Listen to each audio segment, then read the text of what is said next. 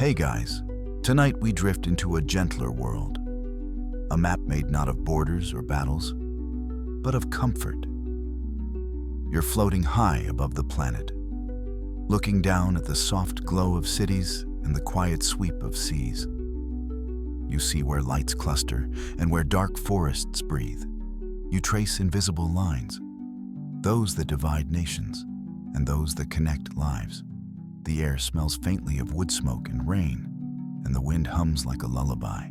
Of course, you wouldn't survive this altitude for long without a proper suit or at least a blanket. So let's stay warm. So, before you get comfortable, take a moment to like the video and subscribe, but only if you genuinely enjoy what I do here. And while you're here, tell me in the comments where you're listening from and what time it is where you are. Now, dim the lights, maybe turn on a fan for that soft background hum, and let's ease into tonight's journey together. You open your eyes again and find yourself not in space, but in the middle of a sprawling map that stretches across a candlelit table. It's an old map, hand-drawn and uneven, its edges burned and curling. The names of continents are familiar, but the lines that mark livability have changed 1,000 times. Because the story of the world's most livable countries isn't about who has the biggest cities or tallest towers. It's about how people, over thousands of years, learn to build lives that feel safe, steady, and kind. Once upon a time, survival itself was the only metric of livability. If the river didn't flood too often, if the soil was soft enough for grain, if winters could be endured, then life, somehow, was good. The earliest humans built their worlds around necessity. Egypt's Nile, Mesopotamia's twin rivers, the Indus Valley's floodplain, all of them offered not luxury, but predictability. You could set your calendar by the rise of water. That predictability, even then, was a kind of comfort. You can almost smell it. Wet earth, animal musk, smoke from cooking fires. A village by a riverbank hums with simple joy. A child chases a goat. An old man sharpens a tool. Someone is laughing. For them, the word livable might simply mean not starving. But humans never stop asking for more. Once food and safety were met, the next question arrived. What makes life worth living?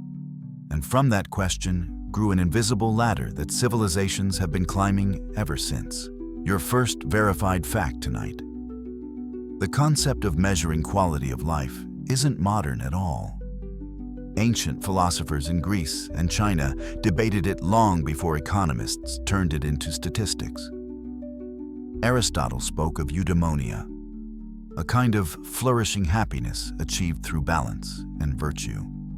In ancient China, Confucius described the well-ordered state, where harmony among people brought peace of mind. Even then, thinkers were wrestling with the same question as modern social scientists. What does it mean to live well? You can almost hear their voices carried across time. Scribes and scholars hunched over parchment or bamboo, arguing about fairness, wisdom, beauty, rest. None of them used the phrase livable country, but all of them were drawing its outline. Centuries later, the Enlightenment pushed the idea further. The philosophers of Europe began to imagine that governments existed not to rule, but to serve. John Locke wrote about life, liberty, and property. Rousseau spoke of the social contract. The American founders scribbled happiness into their declaration. These weren't just political ideas. They were early blueprints for livability, the quirky detail. One of the first attempts to quantify happiness came from a man named Jeremy Bentham in the 18th century, who proposed a literal hedonic calculus. He believed pleasure and pain could be measured mathematically. Imagine trying to assign a number to how happy tea makes you compared to sunshine. Even today, scholars can't resist this urge to turn feelings into formulas. Fast forward to the 20th century, when the world had grown industrial, noisy, and restless. Nations measured power by production: steel, oil, GDP. But after 2 world wars and 1 long Cold War, people began to ask again, is this progress or just motion? That's when a small kingdom made of mountains and monks quietly offered an answer. In 1972, Bhutan's King Jigme Singye Wangchuck coined the phrase, gross national happiness. It sounded whimsical, but it wasn't. He proposed that a country's success should be judged not by its economy alone, but by the well-being of its people, their health, education, environment, and community. That's your next verified fact. Bhutan's idea of gross national happiness would later inspire the United Nations Modern Human Development Index and even the World Happiness Report. You can almost picture it. The king standing on a hilltop, mist curling around the Himalayan peaks, speaking softly about balance. If we cannot measure joy, he said in essence, then what is the point of wealth? And so began the age of the Livability Index. Economists, sociologists, and dreamers alike started counting smiles. They charted life expectancy, literacy, air quality, equality, safety, and leisure. They ranked cities and nations, searching for patterns that linked comfort and contentment. And every time they tallied the results, the same countries kept appearing near the top. Small, often cold, sometimes isolated, but mysteriously, consistently happy. You point to the map and notice the cluster. The Nordic lands, the Alpine valleys, the peaceful Pacific Isles. They glow softly like constellations of contentment. You trace the names: Sweden, Norway, Denmark, Finland, Switzerland, New Zealand, Canada, Japan. Different landscapes, same calm pulse. Why these places? Why not others richer, warmer, or older? Scholars still debate it. Some say geography, a stable climate and manageable population. Others point to culture, trust, equality, community. And some whisper that maybe, just maybe, happiness prefers the cold. Because when winter presses close, people learn to care for each other more. You lean closer to the map, and the ink seems to ripple. The rivers turn to living water. The mountains rise. You step forward and fall into history. Now you're sailing through icy mist, your breath white in the air. Wooden ships creak around you, their sails heavy with frost. Ahead, jagged islands rise from dark seas. This is where the Nordic dream begins. Not in luxury, but in survival. The people here once endured nights that lasted months, storms that swallowed ships, winters that tested faith. And somehow, from this harshness, they built the world's happiest societies. But that's for the next part of our journey. For now, you linger at the edge of the old map, watching the ink swirl and hearing faint laughter from distant shores. The story of the most livable countries in the world isn't just about wealth or climate. It's about endurance, kindness, and imagination. You step back from the table, the parchment glowing faintly beneath your fingertips. It's alive, whispering names that hum like lullabies.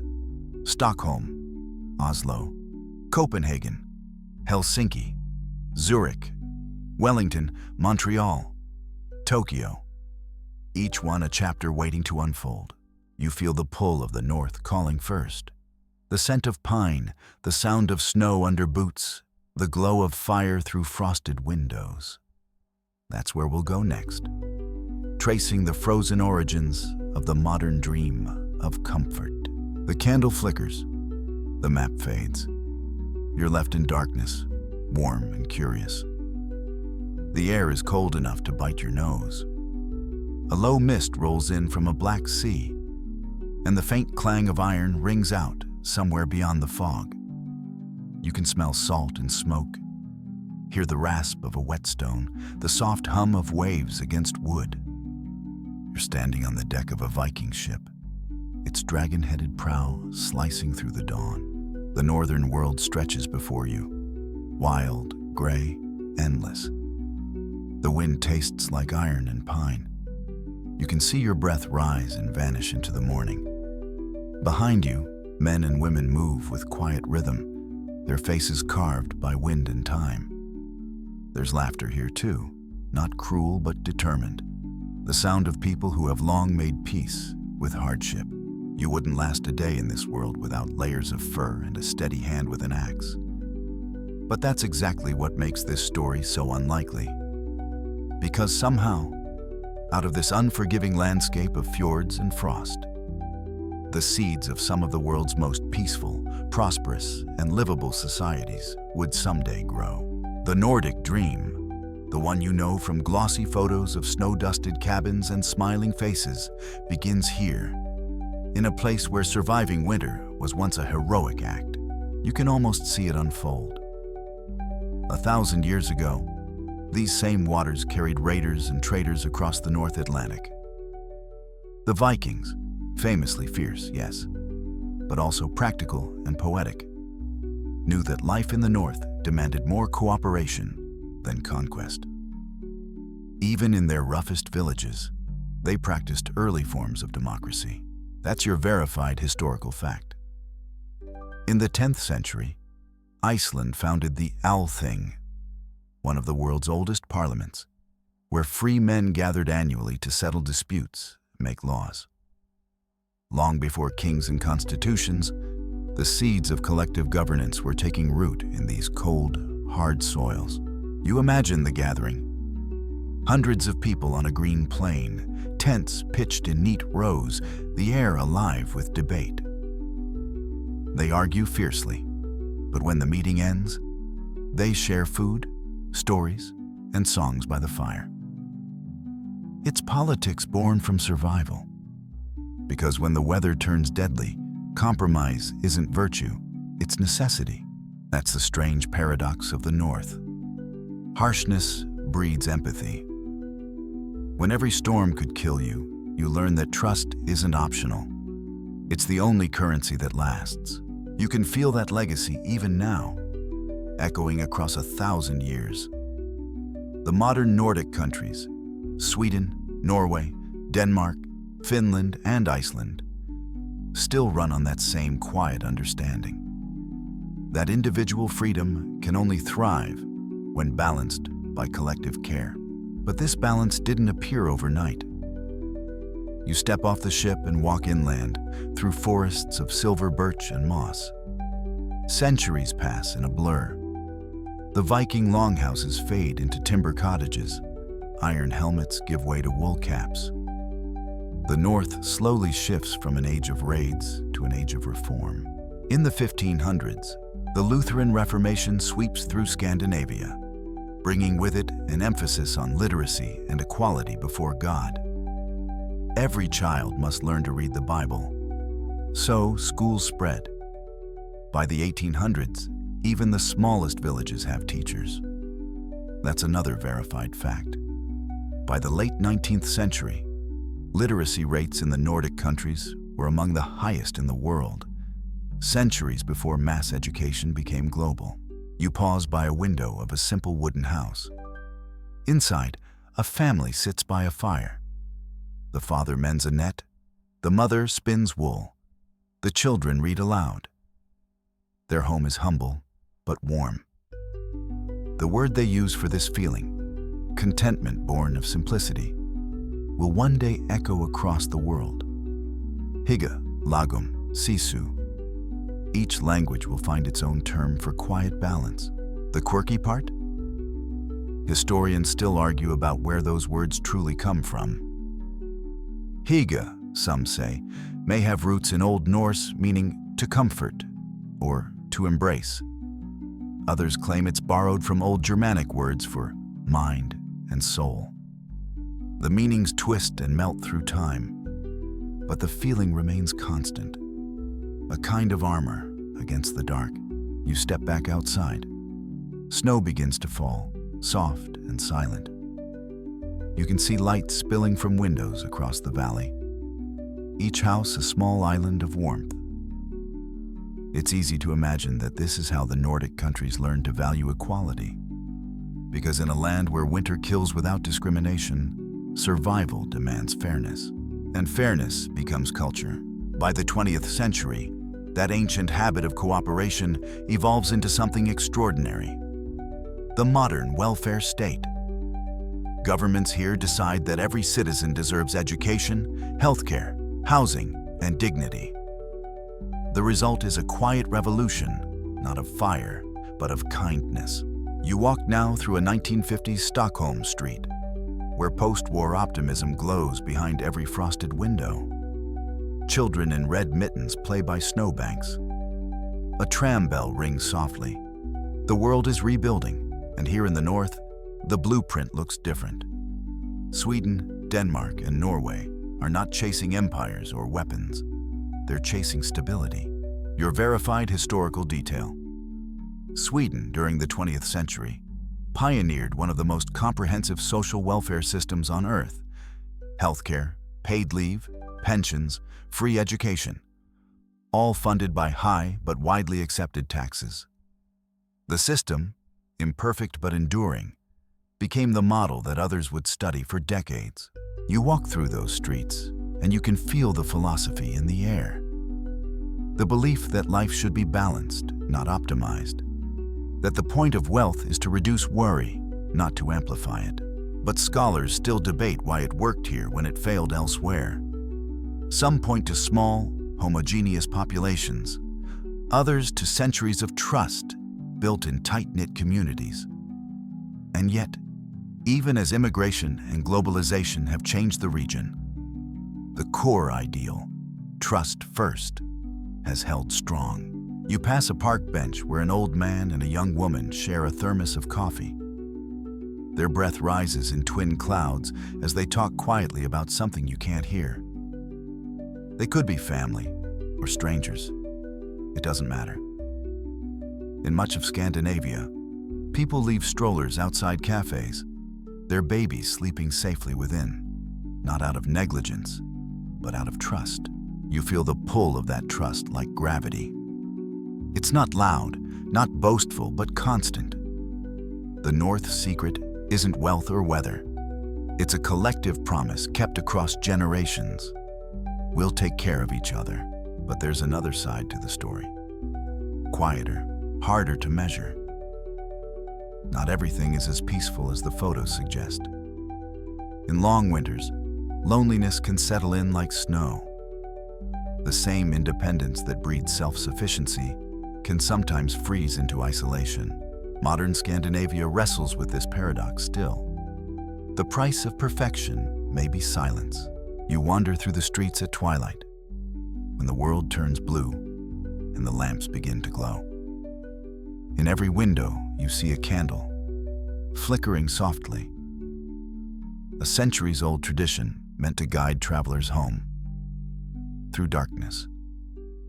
Maybe that's the heart of livability, not the absence of hardship, but the light that waits for you at the end of the day. A bell tolls from a church tower, deep and slow. The snow falls heavier now. Somewhere in the distance, you hear the echo of the sea and the ghost of the old longships. You realize that the Nordic dream, this global ideal of balance and care, was never about comfort alone. It was about endurance and the art of turning survival into serenity. You stand still as the snow piles around your boots. Above you, the northern lights flicker faintly, green and violet ribbons across the sky. The air hums. Somewhere beneath your feet, the old Viking paths still run toward the sea. The people who walked them once carved their lives out of cold rock and short summers. And from that harshness, they learned the value of calm. And now, centuries later, when the world measures happiness in spreadsheets and surveys, their descendants top the lists year after year. It isn't magic. It's memory. You exhale, watching your breath curl upward like smoke.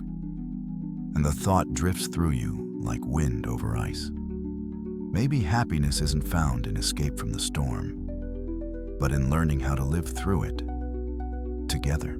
The snow swirls once more, and the scene begins to fade.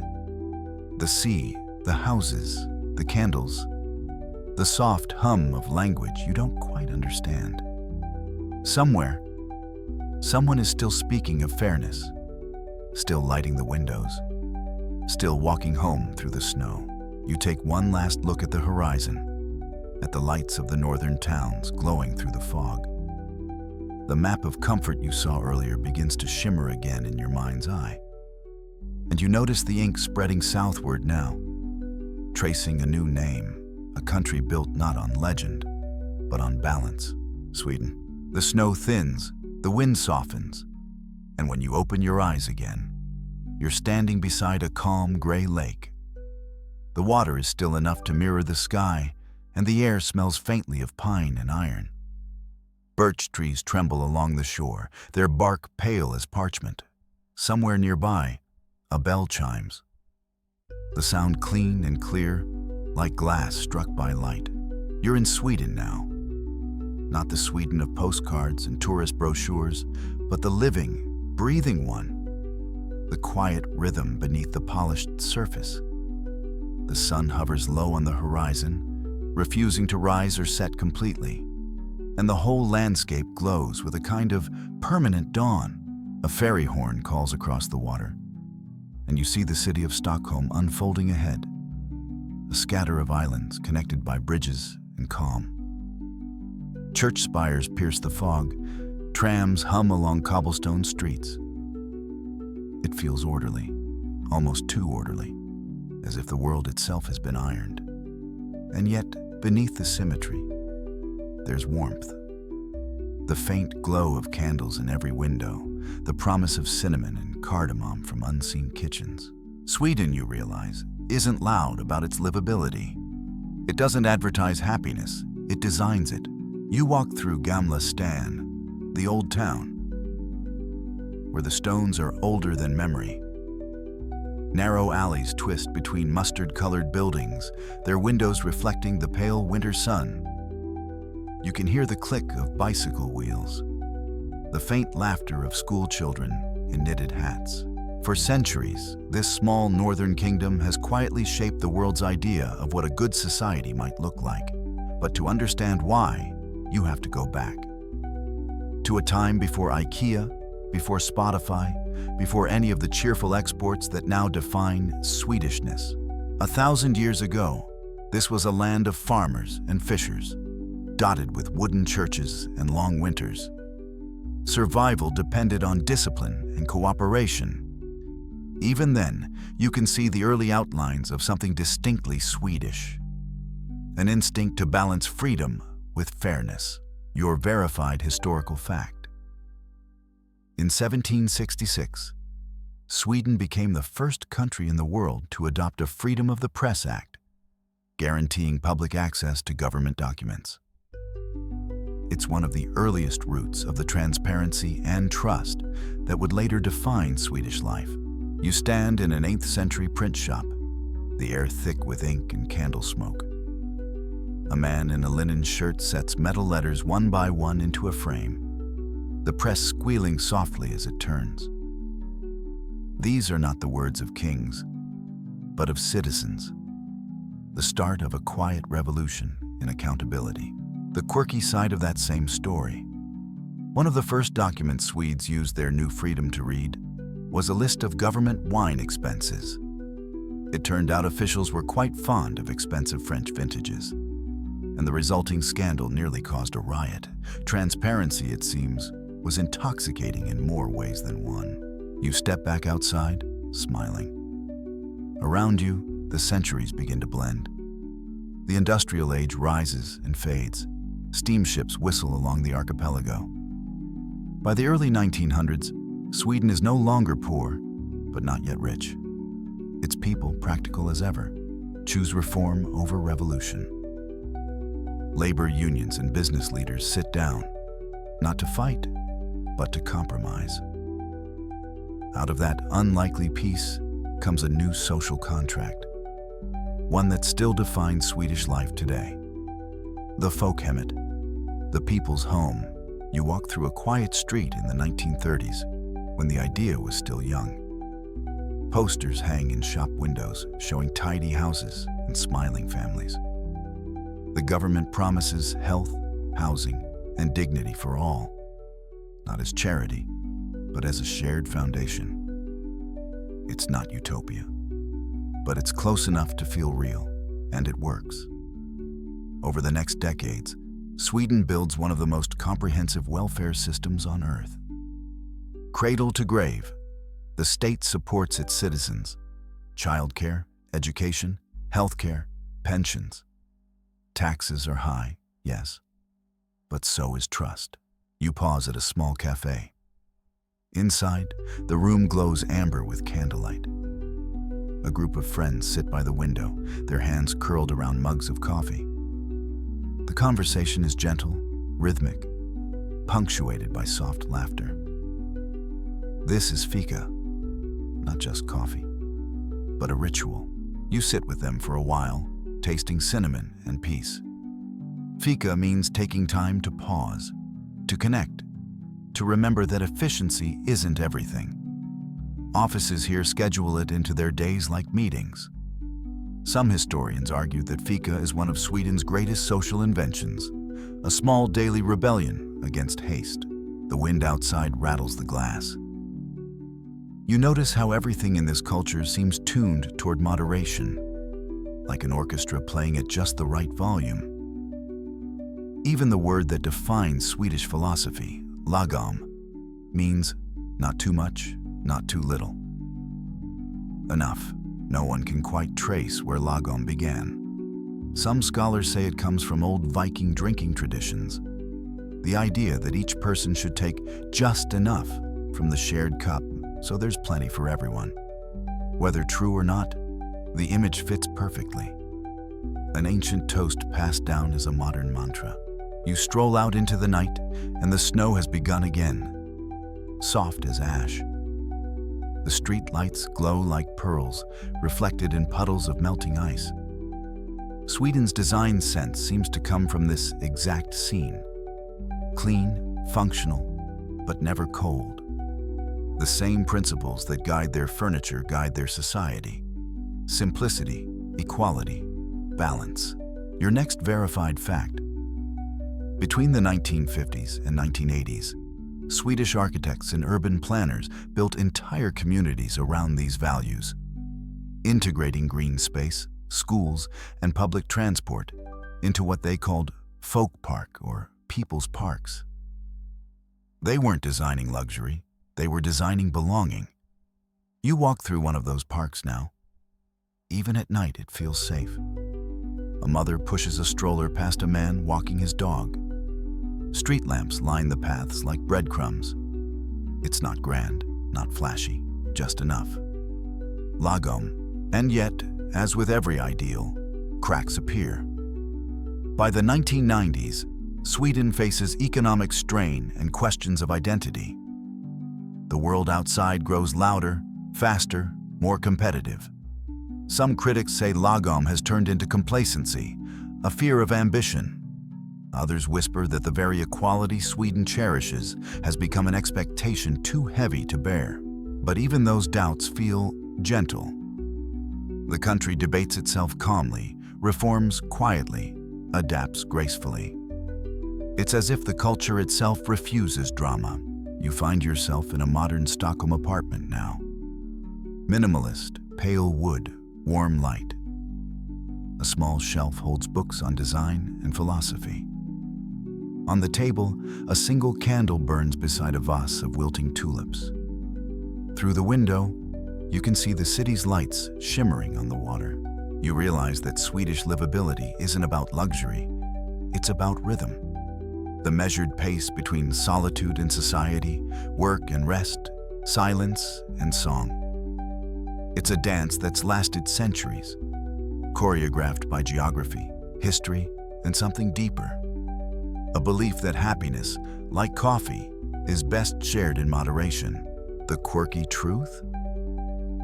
When researchers ask Swedes if they're happy, many hesitate to say yes.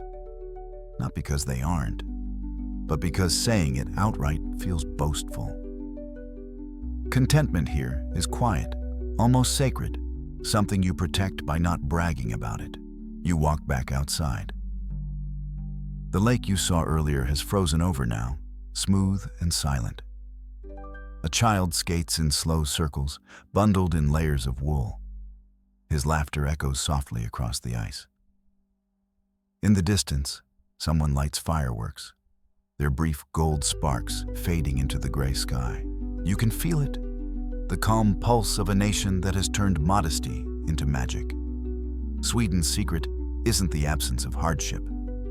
It's the art of balance, practiced so faithfully it feels like nature itself. You take one last look at the horizon. The mist glows faintly pink. Beyond it, faintly, you can see another coastline, a land of deeper valleys and higher peaks. The scent of salt and spruce grows stronger. The map of livability is calling you west now, toward fjords carved by ancient glaciers, and a country that built wealth not from factories or philosophy, but from the quiet patience of the sea. Norway. The first thing you hear is the sea, a slow, rhythmic breathing that seems older than the land itself. You're standing on a rocky shore where gray waves meet darker stone, and the salt wind feels alive against your face. Seagulls wheel overhead, their cries sharp and distant. Behind you, mountains rise straight out of the water, their peaks powdered with snow. The air smells clean enough to drink. Welcome to Norway, a country carved by ice and ocean, where every horizon looks like a postcard painted by time itself. You wouldn't last long here without a coat thick enough to outwit the wind. But that's the strange thing about this place. The cold never feels cruel. It feels honest. The sea has always ruled life here. Long before oil rigs gleamed on the horizon, Norwegians drew their wealth from the waves: fish, trade, timber. For centuries, the fjords were highways, the boats lifelines, and survival meant knowing how to read both weather and silence. You can almost hear it: the creak of wooden ships, the crack of frozen ropes, the murmur of men hauling cod from the depths. Fishing villages still cling to the cliffs like nests, their houses painted red so sailors could spot them through fog and snow. That's your first verified historical fact tonight. In the 18th century, Norway's red-painted houses weren't for beauty, but practicality. The color came from iron oxide mixed into cheap linseed oil, sealing wood against the elements. Over time, necessity became aesthetic, and now the country glows in shades of warmth against a cold world. You walk through one of those villages now. It's dusk, and lights are coming on in the windows, golden rectangles floating in the blue evening. The smell of fish stew drifts from a nearby door. Somewhere a dog barks once, then quiets. Everything moves at half speed, like the country itself has learned to breathe deeply.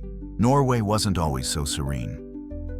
For most of its history, it was a poor cousin in the Scandinavian family, ruled by Denmark for centuries, then joined in an uneasy union with Sweden. It gained full independence only in 1905. But maybe it's precisely that late blooming that made it cautious, deliberate, careful in how it built itself. You walk along a mountain path above the sea, boots crunching through frost. Below, a fishing boat cuts across a dark fjord, its light trembling on the water. You can almost feel the ghosts of the old Norway, tough farmers, fishermen, dreamers, shaping their lives inch by inch. And then, sometime in the mid-20th century, everything changes. Your verified fact. In 1969, Norway discovered oil in the North Sea. The Ekofisk field, one of the largest at the time. Overnight, a humble fishing nation found itself sitting on black gold. You can imagine the scene. Engineers in steel helmets, oil rigs rising like cathedrals out of the waves, politicians blinking at the numbers in disbelief. Fortune had arrived, sudden and immense. And yet, Norway did something extraordinary. it didn't spend it. That's the quiet miracle of this place. Where others might have drowned in wealth, Norway chose to save. The government created the Government Pension Fund Global in 1990, a sovereign wealth fund fed by oil revenues, meant not for the present, but for the future. Today it's worth over $1 trillion, one of the largest in the world. That's another verified fact. Every Norwegian, in theory, is a millionaire on paper, though few act like it. The quirky part? The fund doesn't invest in weapons, tobacco, or companies that violate human rights. The money, quite literally, has morals, and every year Norwegians vote on how much of it they're allowed to use. It's as if a fishing village won the lottery and then decided to keep the ticket in a safety box for its grandchildren. You walk through Oslo now, where the modern skyline gleams beside 19th century brick. Electric trams hum past bakeries. People move briskly, but unhurried. There's wealth here, yes, but it's quiet. Hidden in public libraries, free healthcare, clean streets, and forests that start right at the city's edge. It's easy to romanticize, but scholars still debate what really drives this country's contentment. Is it the money? The nature? The trust?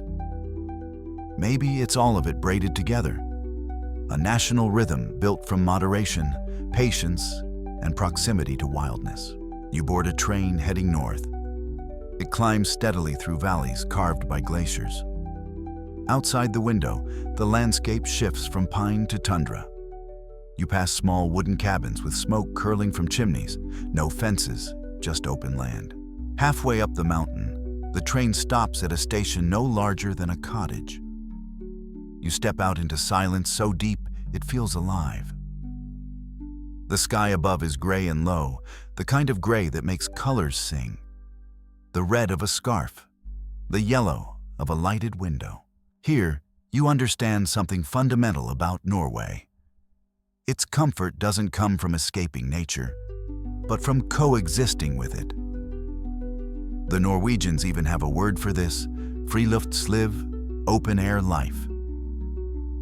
It's less a hobby than a philosophy, being outside not as recreation, but as renewal. Children nap outdoors in winter. Offices host meetings in parks. Entire families ski by moonlight. You can hear it in the crunch of snow under boots, in the hush between gusts of wind. Friluftsliv isn't luxury. It's survival turned serene. But there's more beneath the stillness. Norway's story is also about fairness, the same principle that shaped Sweden and Denmark. But here, it runs deeper, older. The country's geography made extremes impossible.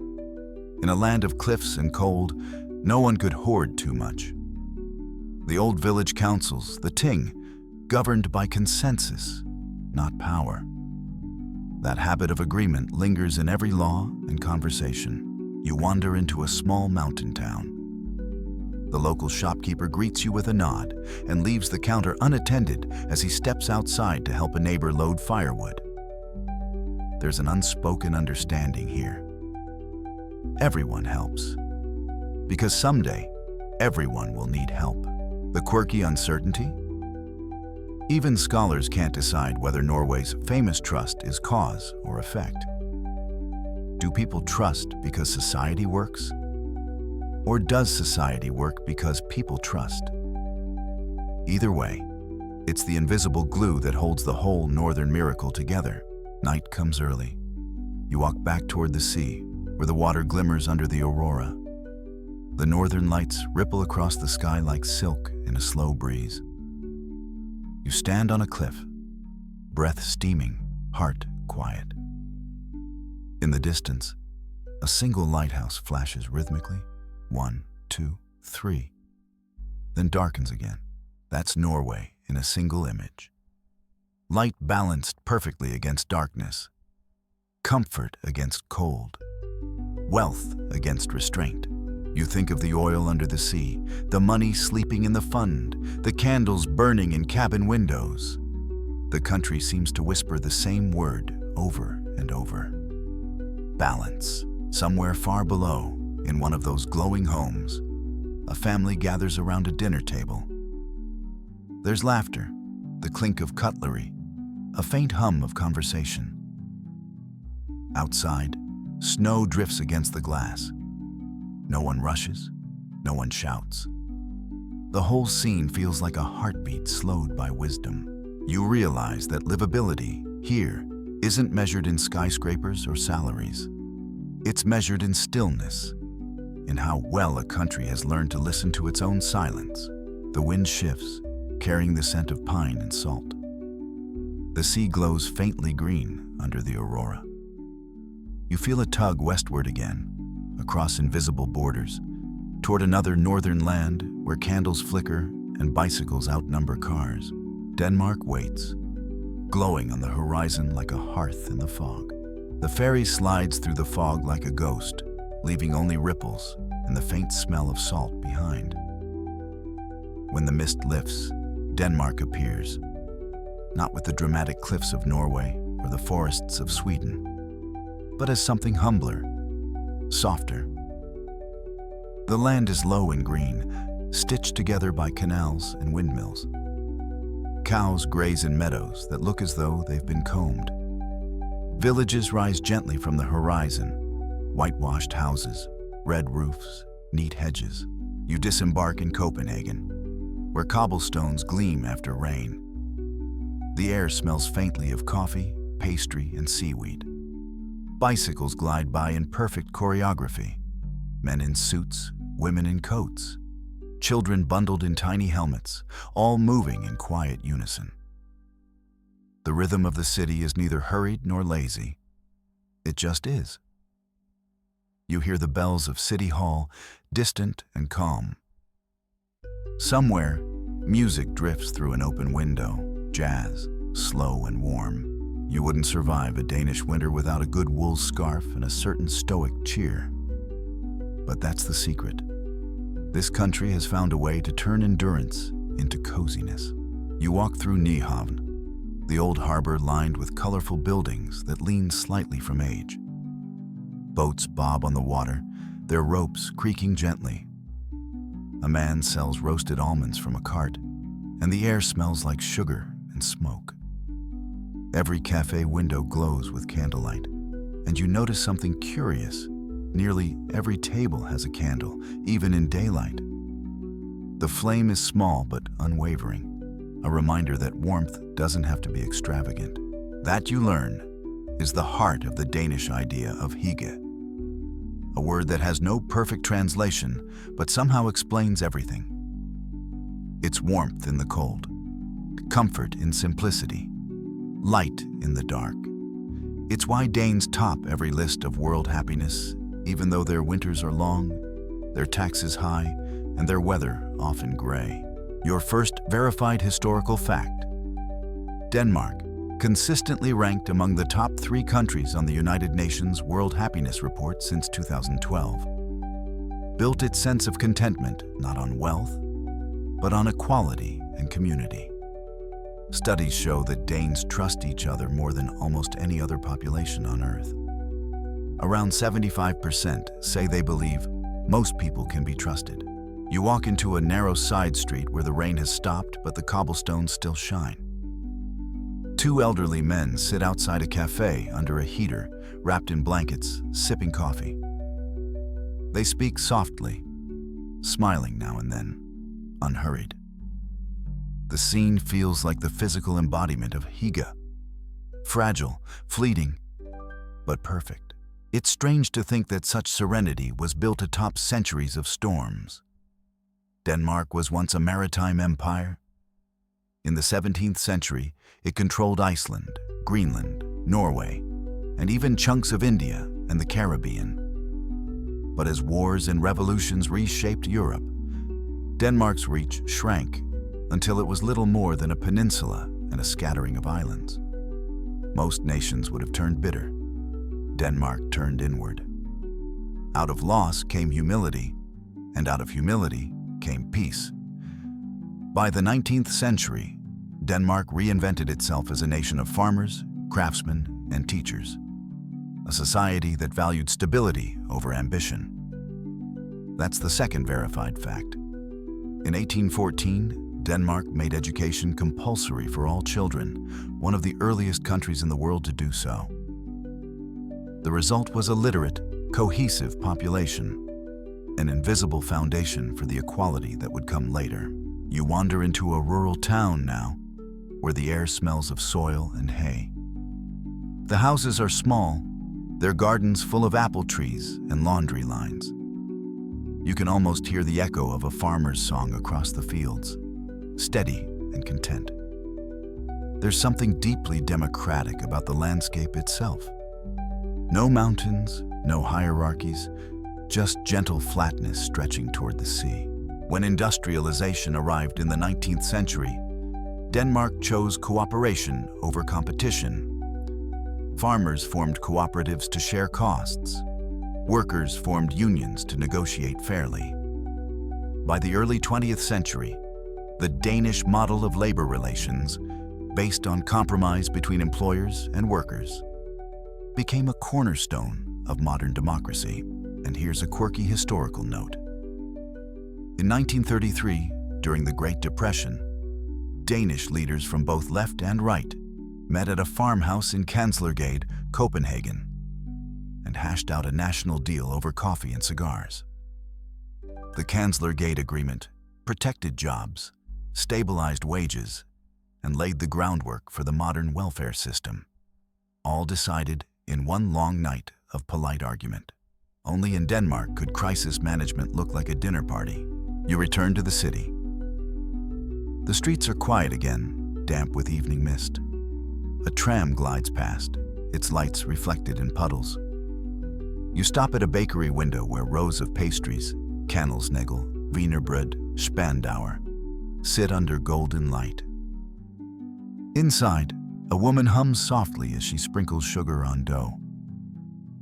Everything feels, well, enough. That's the secret word again. Enough food, enough warmth, enough rest. Danes don't chase happiness as a prize. They build it quietly into the corners of everyday life. A good chair, a friend's laughter, a candle against the dark. You notice another detail about this place. Design. Chairs, lamps, door handles. Everything seems built with purpose, but without pride. The modernist movement here wasn't about glamour, but grace. Arne Jacobsen's chairs, Poul Henningsen's lamps, the clean lines of Bang & Olufsen radios. Each one whispers the same message. Beauty should make life easier, not harder. That's another verified fact. During the 1950s and 60s, Danish designers led a movement called functional humanism, crafting objects that combined utility and emotion. The idea was that even a chair could improve the quality of life if it was made thoughtfully. You pause at a public bench under a tree. The rain has stopped entirely, and the street smells of wet stone. A couple walks past, hand in hand, their conversation soft as the light. The world feels balanced, as if everything has been tuned to the right frequency. But beneath the calm, there are uncertainties too. Scholars debate whether Denmark's happiness is sustainable in a changing world. Rising housing prices, immigration debates, the pressure of perfection, all challenge the old social contract. Some critics argue that hygge, once an expression of unity, has become a barrier, a cozy shell that keeps discomfort out, but also progress. You ponder that as you watch the city lights shimmer across the canal. Maybe that's the paradox of livability. Comfort can become complacency if it forgets how to question itself. Still, the Danes seem untroubled. They know that perfection isn't the point. Peace is. They chase not joy, but equilibrium. When the cold months stretch on and daylight shrinks to a whisper, they simply light more candles, invite more friends, pour more coffee. It's an act of quiet rebellion against despair. The quirky truth? Denmark burns more candles per capita than any other country in the world. That soft glow you see in every window isn't decoration, it's defiance. You wander down to the water again. The old ships in the harbor sway gently. Somewhere, a violin plays a slow melody that drifts through the fog. You sit on a bench and let the music wrap around you. In the distance, the bridge to Sweden glows faintly through the mist. The Oresund Bridge, connecting Copenhagen to Malmö. It's more than steel and cables. It's a symbol of cooperation, of two nations sharing not just geography, but ideals. You close your eyes and listen. Bicycles rattling on cobblestones, the low hum of conversation, the heartbeat of a city that's learned to live gently. Denmark's livability isn't dramatic or grand. It's intimate, domestic, alive in the smallest gestures. And as you stand to leave, you realize the lesson this country whispers to the world. That happiness isn't an achievement. It's a habit. The wind shifts, carrying a scent of snow again. Across the sea, another land waits, a colder, quieter one, where forests hum with secrets and education is treated as sacred ritual. You follow that northern breeze until the lights of Denmark fade behind you, replaced by the deep, still silence of 1,000 lakes. Finland. The silence is the first thing you notice. Not the empty kind, but the full kind. The kind that hums. It's the sound of snow falling on pine needles, of wind threading through frozen lakes, of life lived at a lower volume.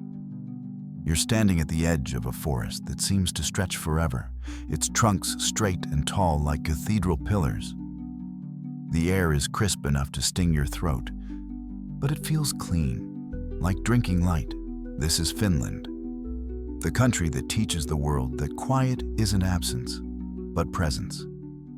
You wouldn't last long here without a thick coat and a healthy respect for solitude.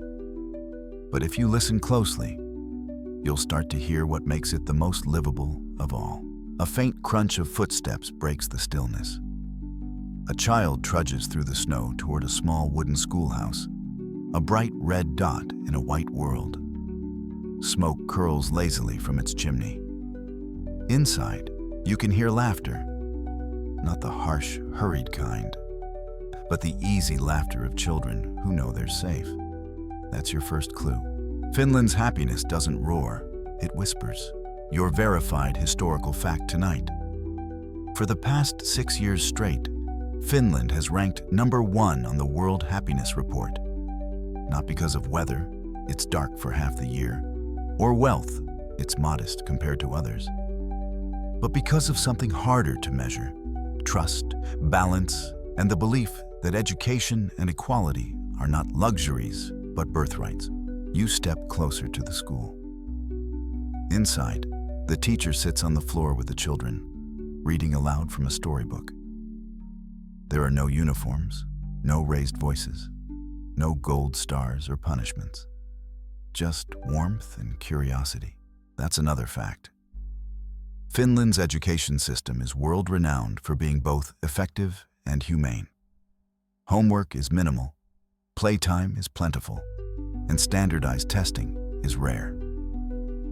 Teachers are respected like doctors and trained at universities for years before stepping into a classroom. And yet, Finland consistently ranks near the top of global literacy and numeracy studies. You watch a child raise her hand, not to answer, but to ask. The teacher smiles, nods, and lets her speak. The room fills with ideas instead of noise. Historians still argue how this educational miracle happened. Some say it was born from post-war necessity. After gaining independence from Russia in 1917, Finland spent decades rebuilding itself, torn between East and West. When the Soviet Union fell in 1991, Finland faced economic collapse and decided to invest, not in banks, but in brains. Others say the roots go back further, to Lutheran traditions of literacy and the stoic Finnish spirit of sisu. a word that roughly means strength through endurance. Or, as one scholar once joked, guts and coffee. You step outside again. The sky has dimmed to violet, and the snow glows faintly in the twilight. Somewhere far off, an elk moves through the trees, its breath steaming in the cold. There's a word for this kind of moment too, hiljacious, silence as serenity, not emptiness. The Finns seem to live inside it. Even in their cities you can feel it, an undercurrent of calm that runs beneath the bustle. Helsinki hums softly with trams and footsteps, but never shouts. The architecture is clean, almost shy. The people walk with quiet purpose, as if each knows how fragile peace can be. You stroll through the city center now, past cafes glowing like lanterns against the cold. Inside one, people sit by the window with cups of hot chocolate and open laptops. You notice something curious. No one seems hurried. There's no background music, no chatter. Just the soft scratch of pencils, the clink of spoons, the gentle rhythm of work done well. You sip your own cup, thick, rich, slightly bitter, and watch the snow drift past the glass. You realize that Finland's version of happiness isn't about joy at all. It's about contentment. It's about knowing what's enough and not needing to prove it. But life here hasn't always been this calm. The landscape remembers war, the Winter War of 1939, when Finland faced the Soviet Union. Outnumbered and outgunned, Finnish soldiers fought in white camouflage across these same forests, using skis to outmaneuver tanks. They held the line long enough to keep their independence, though at great cost. That's another verified fact. During the Winter War, Finnish sharpshooter Simo Heiha became a national legend, reportedly taking down over 500 enemy soldiers in less than 100 days, all while surviving temperatures below 30 degrees. He did it without a scope, to keep snow from reflecting sunlight. But ask a Finn about heroism, and they'll shrug. Bravery here isn't loud. It's quiet endurance. Sisu. You walk farther north now, where the forests thin and the sky expands into endless white. The air smells faintly of wood smoke and reindeer moss. You pass through a Sami village. Wooden huts, bright textiles, herds grazing slowly. The Sami people, indigenous to this region, have lived here for thousands of years. Their traditions of respect for nature and community still shape the national ethos. In a way, modern Finland is built on their rhythm. Take only what you need, care for what you take, share what you have. It's a small truth, but a vast one. Livability begins when survival becomes generosity. Night comes early this far north. The stars appear first as pinpricks, then as whole constellations, and then suddenly, green light. The aurora unfurls like a curtain across the sky, ribbons of emerald and gold dancing silently above you. The snow glows faintly with the reflection. You stand motionless, breath shallow, heart still. There's a quirky detail. Scientists still don't fully agree on why the northern lights shimmer in different colors. Why one night it's green, the next violet or crimson. The science says it's oxygen, nitrogen, altitude. But even physicists admit there's mystery left in the math. Finns just call it revontulet, fox fires. From an old legend that a magical fox brushed the sky with its tail. You smile at that thought and continue walking. The cold deepens, but it doesn't hurt. The snow crunches like music. Somewhere behind you, a cabin window glows yellow, and a curl of smoke rises. Inside, someone's preparing lohikeitto, salmon soup rich with cream and dill. You can almost smell it on the wind. When you reach the cabin, you're invited in without question. That's another quiet truth about Finland. Hospitality here doesn't announce itself. It simply exists. You take off your boots and sit by the fire. The room smells of pine and wool. Someone hands you a mug of hot berry juice, mehu. You sip it slowly, feeling the warmth return to your hands. Conversation here is minimal, but not unfriendly. Words are used sparingly, like firewood, each one chosen with care. When someone finally speaks, it's usually to share something practical or kind. Silence, you realize, is not awkward here. It's respect. The next morning, steam curls from a nearby wooden hut. The sauna. Every home in Finland, from city apartment to remote cabin, has one. It's more than a bathhouse. It's a national ritual, a cleansing of body and mind. You enter, the door closing softly behind you, and the air hits like a wall. Hot, dry, enveloping. The world outside melts away. Inside, there's nothing but breath and heat. Water hisses on stone. The smell of birch fills the air.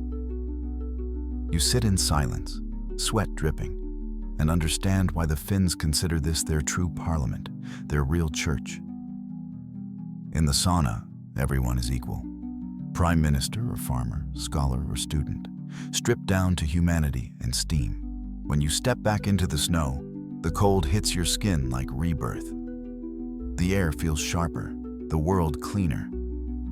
For a moment, you understand sisu, not as toughness, but as harmony between exhaustion and peace. You walk back through the forest toward the lake. The morning light glitters on the ice. Somewhere behind you, a woodpecker taps rhythmically against a tree. You stop and look out across the horizon. The land seems endless, but somehow it feels personal, intimate. This, you realize, is Finland's quiet genius. It has turned solitude into strength, simplicity into sophistication, and silence into song. Its livability isn't in what it adds, but in what it refuses to clutter. You take one last deep breath, and the air feels like glass breaking and healing all at once. The wind shifts, carrying faint scents of alpine flowers and chocolate. The air of the mountains to the west. You look up, and the snow has already begun to thin, replaced by rocky peaks and the faint echo of distant cowbells.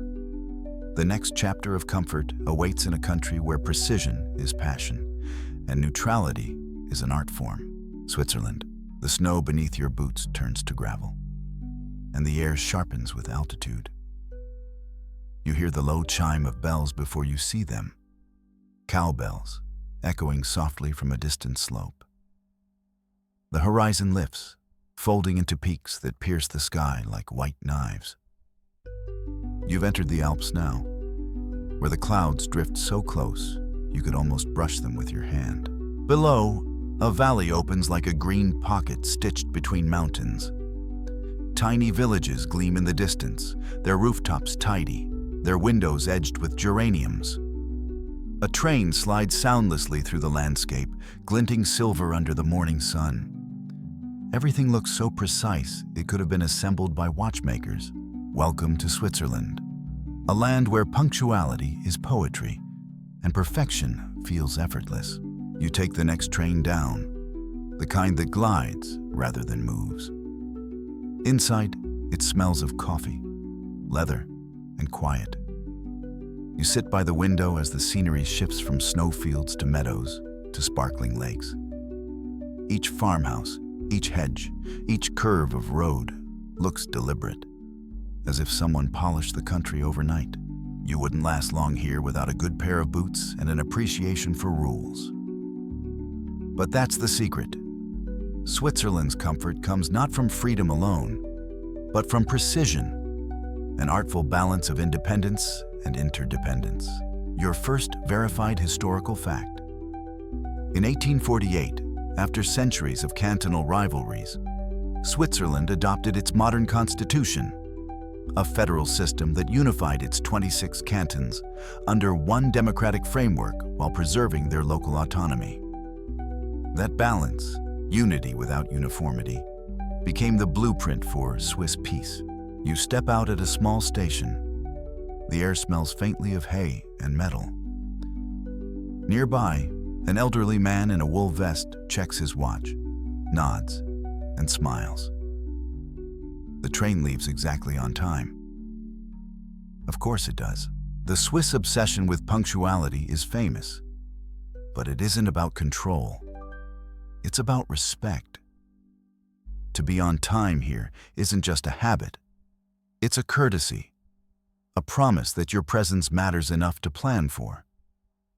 Even the clocks themselves seem to take pride in their purpose. You walk past a workshop where a man with magnifying lenses solder tiny gears under a lamp.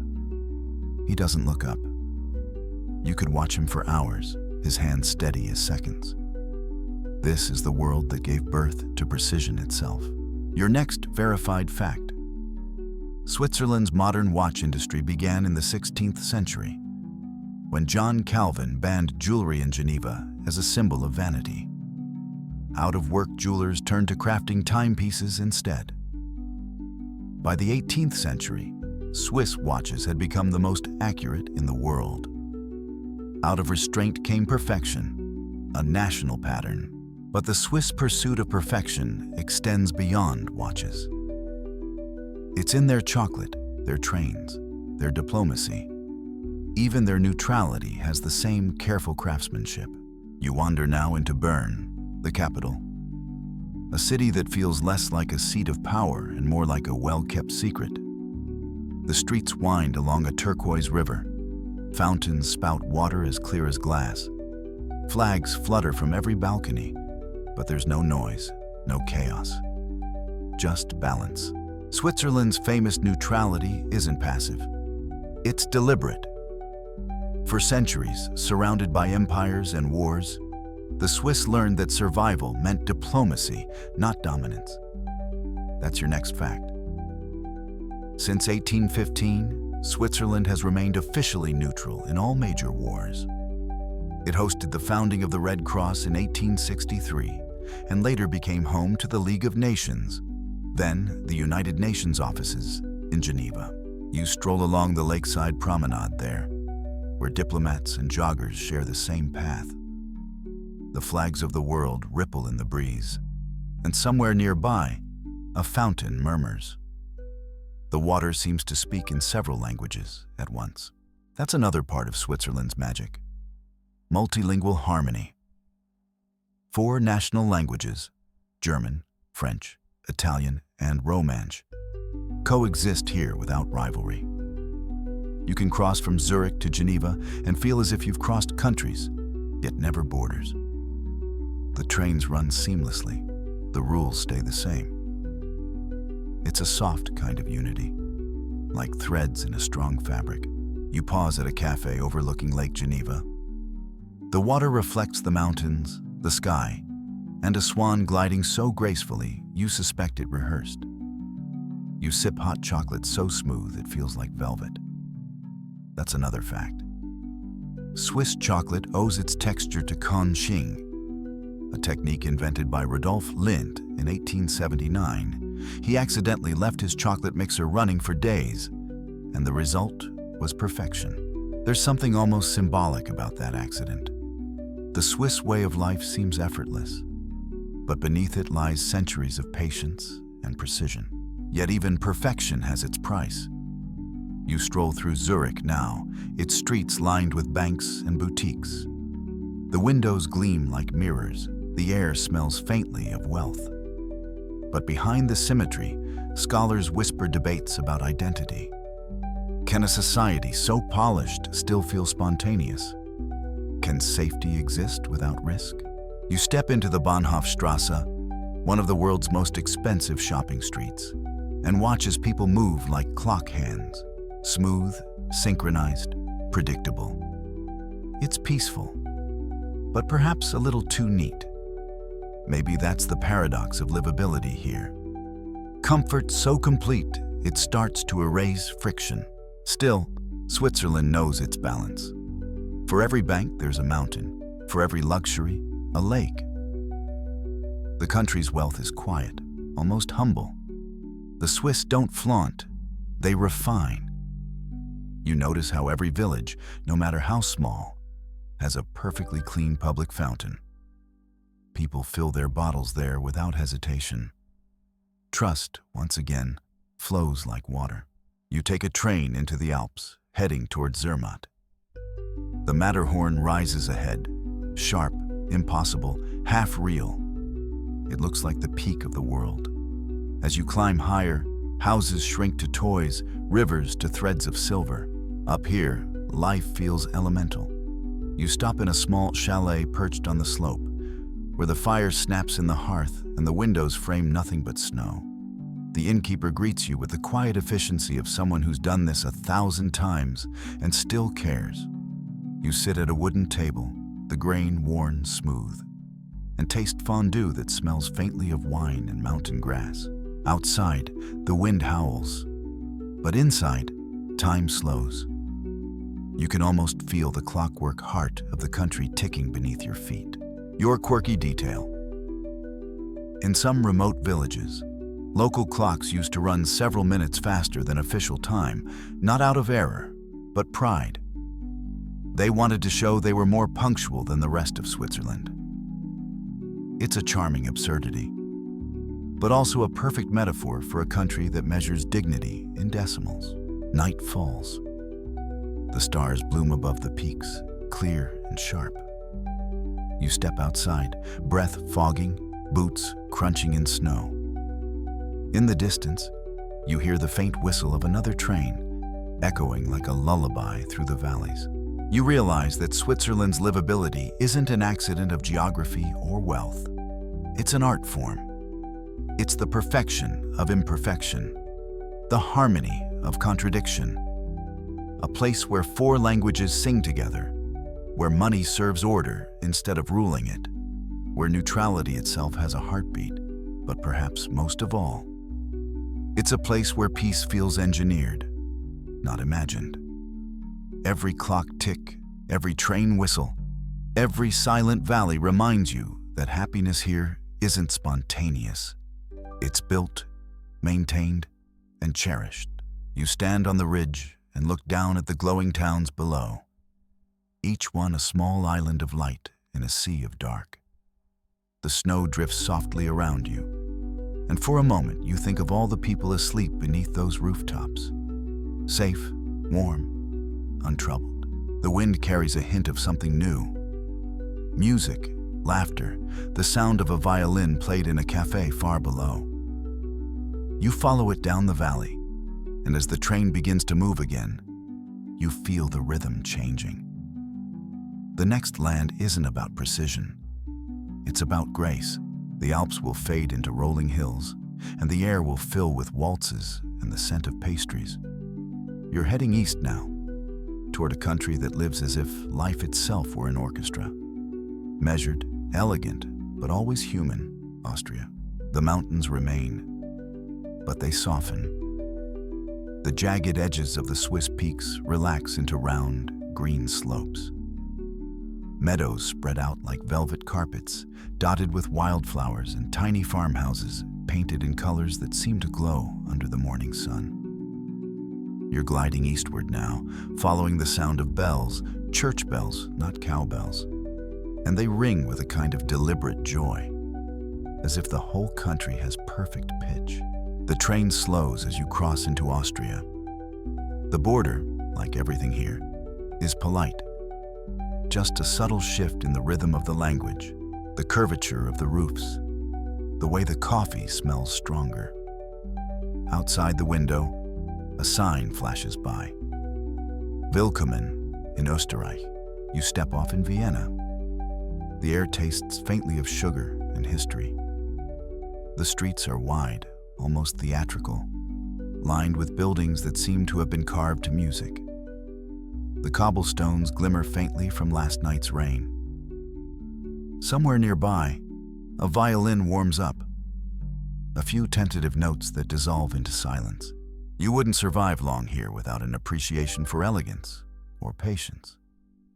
Because Austria doesn't rush happiness, it conducts it. Vienna feels less like a city and more like a composition. Every street corner holds a melody. The rhythmic clip of horses pulling carriages, the soft hiss of espresso machines, the distant echo of opera rehearsals. You walk along the Ringstrasse, where grand palaces and museums stand shoulder to shoulder like polite old friends. Their marble facades glow gold under the sun. And for a moment, you forget that these same halls once housed emperors. The city seems to whisper, "We remember beauty as duty." Your first verified historical fact. From 1867 to 1918, Vienna was the capital of the Austro-Hungarian Empire, one of Europe's great powers, a multicultural kingdom of over 50 million people. It produced more music, philosophy, and art in a single century than most nations do in a millennium. Mozart, Beethoven, Schubert, Mahler, Freud, all walk these same streets. You stop at a cafe that looks older than most countries. Its wooden panels gleam with polish, its lamps cast amber pools of light. A waiter in a crisp vest nods and brings you a small porcelain cup without asking. The smell of coffee and cream fills the air. Newspapers hang from wooden holders, and around you, people read quietly or write in notebooks. You could be in 1900 or 2025. It doesn't matter. Time here moves differently. The Viennese coffee house isn't just a cafe. It's an institution, a cultural sanctuary where ideas are as important as caffeine. Writers like Stefan Zweig and Karl Kraus once argued for hours over cups of melange. Politicians drafted manifestos between pastries. Composers scribbled notes on napkins. Even today, the tradition lingers. Every table feels like a small parliament of thought. Your quirky detail. The Austrian government actually applied for UNESCO heritage recognition for its coffeehouse culture, describing it as a place where time and space are consumed. But only coffee is on the bill. You smile at that, stirring your coffee slowly. Outside, the trams slide past like red ribbons, and the air shimmers faintly with the hum of the city's quiet confidence. Austria's idea of livability, you realize, is rooted in harmony. Not just musical harmony, but social, architectural, even emotional. It's a balance of refinement and rest. But beneath the grace lies resilience. You walk through the Hofburg Palace, its white courtyards echoing with footsteps. The empire that built it once stretched from the Adriatic to the Carpathians. It fell in 1918, leaving Austria small, humbled, and landlocked. Yet somehow, it found peace in simplicity. Where others mourned power, Austria cultivated beauty. That's your next verified fact. After World Wars II, Austria declared itself permanently neutral, focusing its national identity on culture and diplomacy rather than military might. Vienna became home to the International Atomic Energy Agency and a key seat for the United Nations. Proof that harmony can be more powerful than conquest. You stroll toward the Vienna State Opera now. Its grand facade looms ahead, columns rising like a marble overture. Inside, chandeliers sparkle like constellations. Tonight, they're performing Die Zauberflöte, the magic flute. You can almost hear the overture spilling out into the street, the notes floating upward like champagne bubbles. Music isn't background here, it's inheritance. Even the air seems tuned to it. Walk into a bakery and Mozart is playing. Enter a bookstore and it's Schubert. Ask someone on the tram about their favorite piece and they'll answer sincerely, as if you'd asked about their grandmother. But this love of culture isn't just nostalgia. It's architecture for the soul. It keeps the country gentle, where other nations might define themselves by power or innovation. Austria defines itself by rhythm. You board a smaller train heading west, deeper into the Alps. Outside the window, Vienna's grandeur fades into rolling hills, then forests, then mountains again. Wooden chalets appear, their balconies draped with flowers. The scent of pine thickens in the air. You pass through Salzburg, the birthplace of Mozart, where the river Salzach glints like liquid silver under the bridges. You step off briefly, drawn by the sound of distant bells. The town feels like a lullaby made of stone. The fortress watches from above, the Baroque spires gleam in the sun, and in the square below, someone plays a violin for tourists. The notes echo against the mountains, and even though you've heard them before, they feel new here, like rediscovered simplicity. Your quirky fact: in Salzburg, it's illegal to mow your lawn or use power tools during midday hours. Silence is protected by law. Even noise here has a schedule. You laugh softly because somehow it makes perfect sense. You continue your journey through Austria's countryside, where everything feels curated for contentment.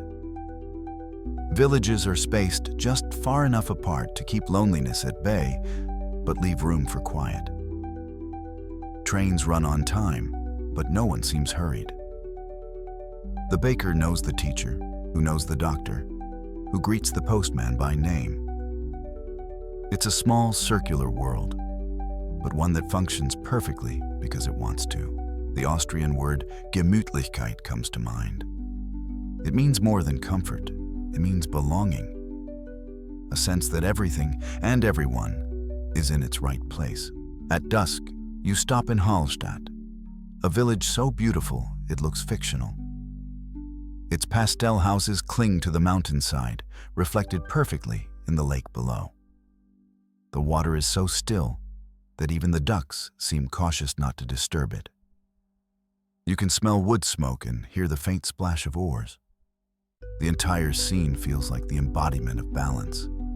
Nature and human craft holding hands. That's another fact.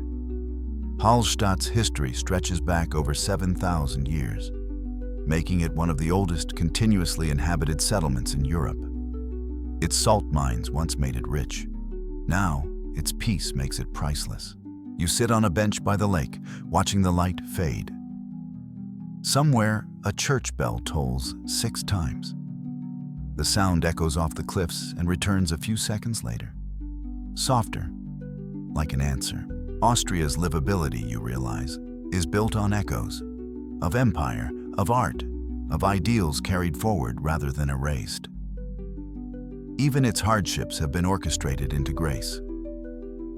The people here live as if maintaining harmony were a daily responsibility, like tuning a piano, and yet there's a certain melancholy too, an awareness that beauty is fleeting. You sense it in the minor keys of their music, in the wistful smiles of people on balconies.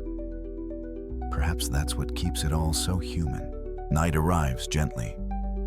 The lake darkens to glass, and the first stars appear. You can still hear faint music from a restaurant across the water, a waltz played softly on accordion and violin. Couples dance on the dock, their reflections swaying with the ripples. It's not performance, it's instinct. You stand, stretch, and glance toward the horizon. The train will come soon, and beyond the mountains lies a country of wind, cliffs, and open skies.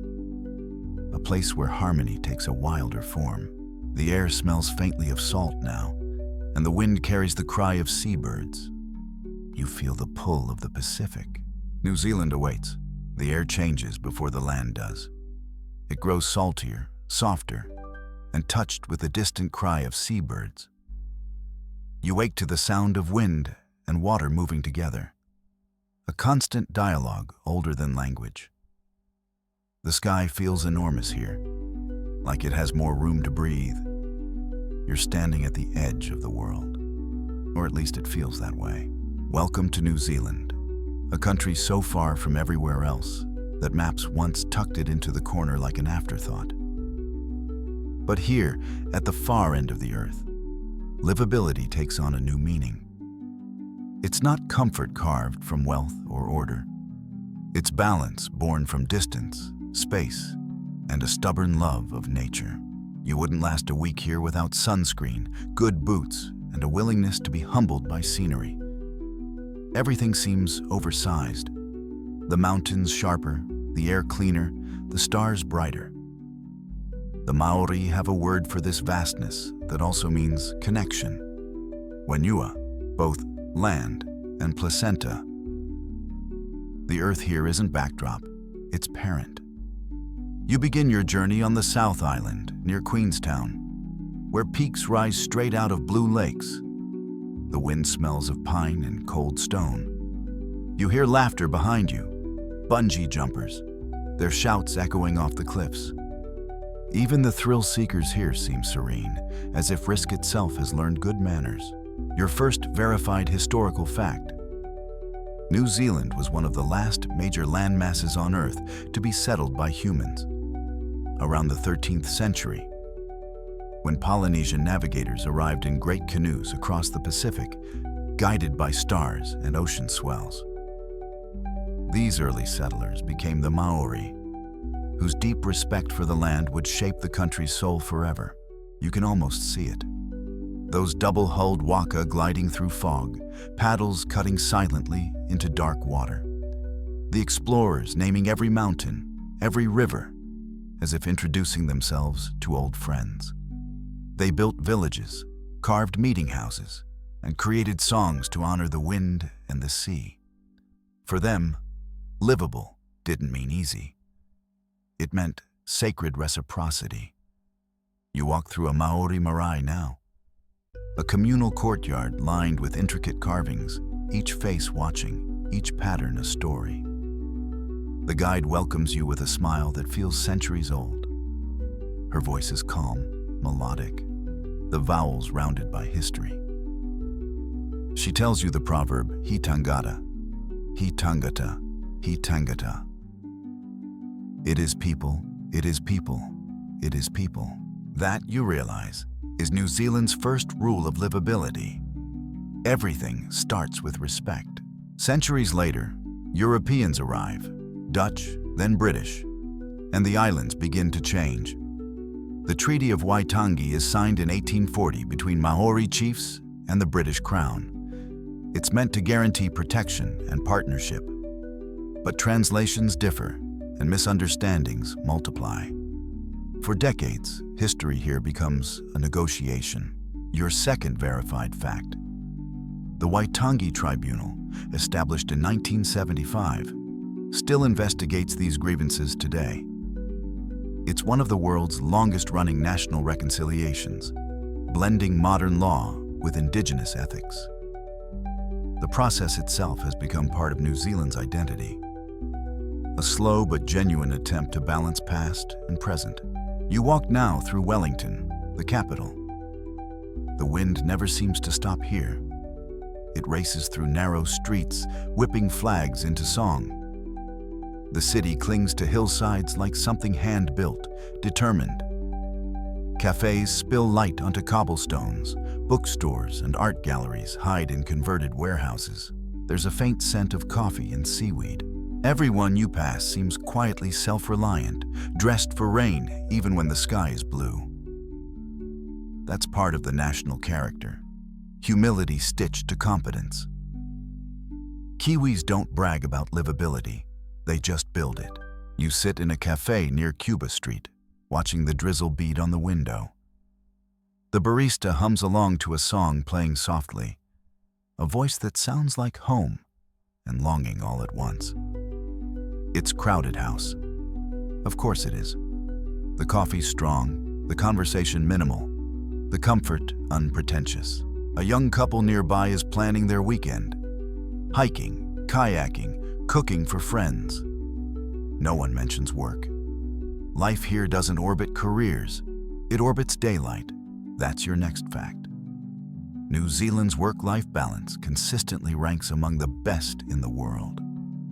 The average full-time employee gets 4 weeks of paid vacation, and outdoor recreation is treated not as leisure, but necessity. You head north now, through plains and forests, where the landscape changes every few kilometers. Sheep pastures, volcanic plateaus, fern-filled valleys. You stop in Rotorua, where the earth itself exhales steam. Geysers hiss, mud pools bubble, and the air smells of sulfur and rain. It feels alive, like the planet's heartbeat has risen closer to the surface. You remember another quirky truth. In Rotorua, locals used to cook food directly in hot springs, hangi feasts that steamed beneath the earth. Some still do. You watch a family uncovering baskets of meat and root vegetables from a pit lined with stones. The smell of smoke and sweet potato fills the air. The earth feeds its people, literally. Even the cities here seem built around nature, not on top of it. Auckland, New Zealand's biggest city, sits among dormant volcanoes. From its harbor, you can see sailboats scattered across the bay like confetti. It's nicknamed the City of Sails, and you understand why. Every direction here leads back to the sea. The blend of cultures feels easy, unforced. English, Maori, Pacific Island, and Asian influences weave together into something quietly global, yet local. A teenager skateboards past wearing a punamu, a greenstone pendant shaped like a spiral, symbolizing growth and peace. That small twist of jade carries centuries of meaning, yet it fits perfectly into modern life. But New Zealand's comfort wasn't earned without cost. The country's isolation, while beautiful, can also be fragile. Earthquakes shake its foundations, volcanoes sleep uneasily, and yet, resilience here seems genetic. Christchurch, nearly destroyed by quakes in 2011, rebuilt itself not in defiance, but in creativity. The first structures to rise were made of shipping containers and hope. You walk through Christchurch now, where glass and timber buildings stand beside gardens blooming again. Children feed ducks in the Avon River. The scars haven't vanished. They've been folded into the design, like cracks in Japanese pottery filled with gold. The quirky part? In Wellington, architects actually design buildings to sway slightly in the wind and tremors. Livability here includes flexibility. Happiness means not breaking. As evening falls, you find yourself on a beach on the North Island. The Tasman Sea stretches endlessly before you, turning pink and gold under the sinking sun. Driftwood lies scattered along the sand. Behind you, the hills glow with wild grass. The breeze smells faintly of salt and flax. A group of surfers laugh as they carry their boards up from the waves, their voices mingling with the wind. A family lights a small fire, cooking sausages and singing softly in Maori. You sit near them, and they wave you closer without question. It's not friendliness, it's instinct. That's another truth here. New Zealanders measure wealth in freedom, the ability to walk, to swim, to breathe clean air, to speak your mind. The outdoors isn't recreation, it's inheritance. Nearly a third of the country is protected as national parkland. No one needs to own the view because everyone already does. You look up, and the sky is astonishing. So wide it feels infinite. So clear you can see the arc of the Milky Way, like spilled salt. The constellations are unfamiliar. The Southern Cross hangs bright above the horizon, pointing south toward ice and mystery. The stars here feel reversed, as if you've crossed into another reality. You remember a Maori story. Long ago, the demigod Maui pulled the North Island from the ocean with a fishhook. The South Island, they say, is his canoe. The story is both myth and map, and somehow it makes perfect sense. This land does feel fished out of dreams. You close your eyes and listen. The waves pulse. The fire crackles. The voices drift softly around you. You realize that New Zealand's livability isn't engineered or inherited. It's organic.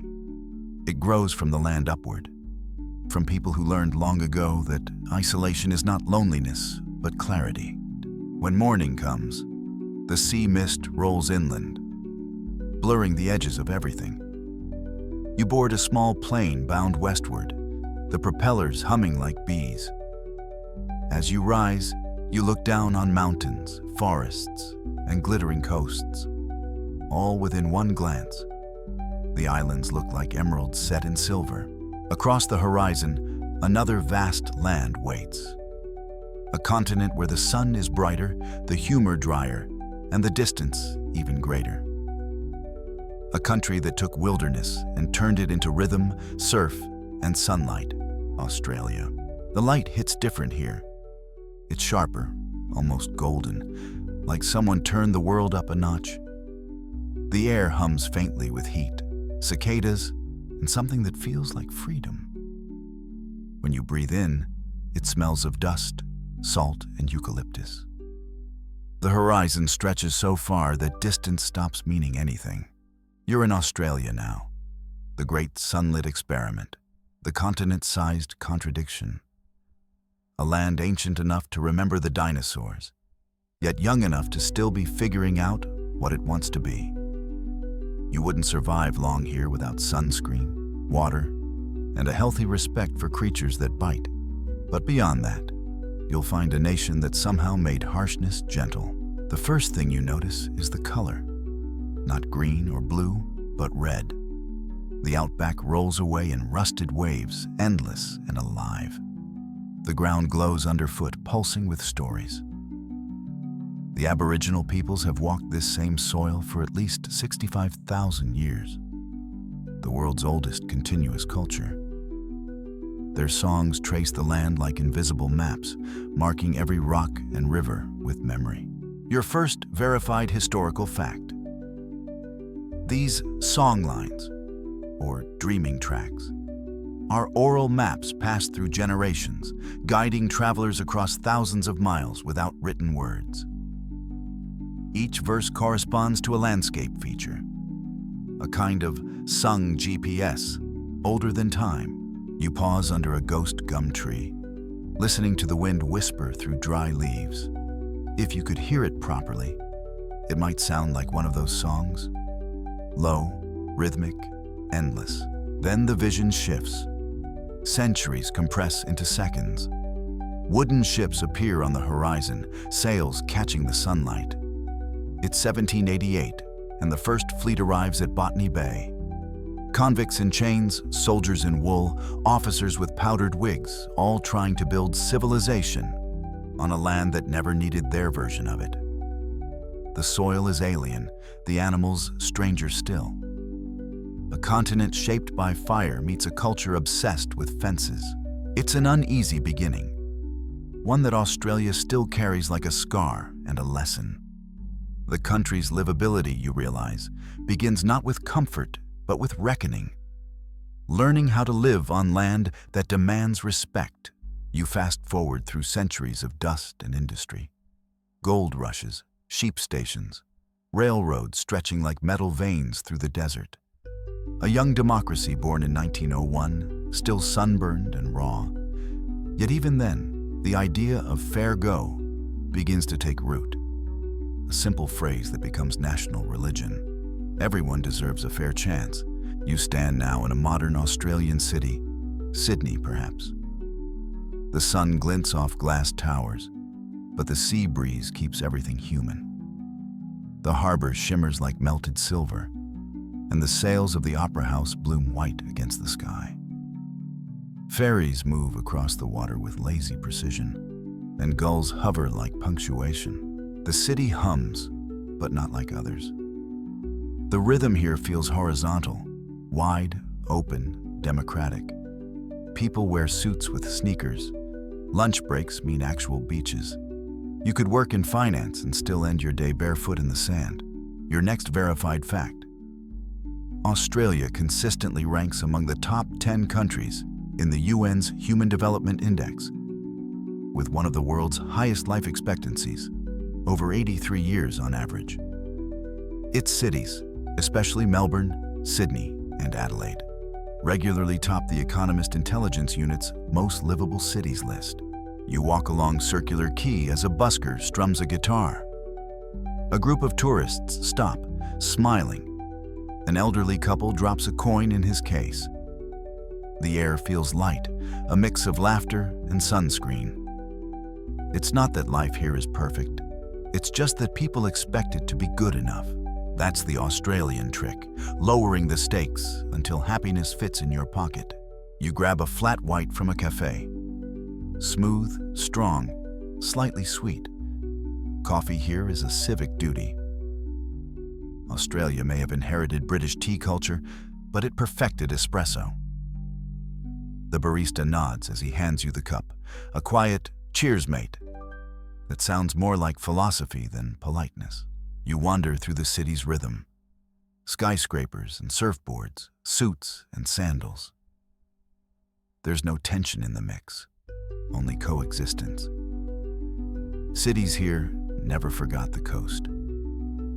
You follow the curve of the shore to Bondi Beach, where waves crash against golden sand. Surfers wax their boards. Families spread towels. Someone's frying sausages nearby, the smell mingling with sea salt. A lifeguard in red and yellow watches from his tower, the whistle around his neck glinting in the sun. The scene looks easy, but it's choreographed by care. That's your next fact. Australia's coastal safety system is one of the most advanced in the world, with volunteer surf lifesavers patrolling thousands of beaches. It's not just tradition. It's community service turned national identity. You dip your feet in the water. The Pacific is cold, sharp, honest. Behind you, laughter rises from the crowd. A pelican glides overhead. Somewhere, someone's playing a didgeridoo, its drone vibrating in your chest.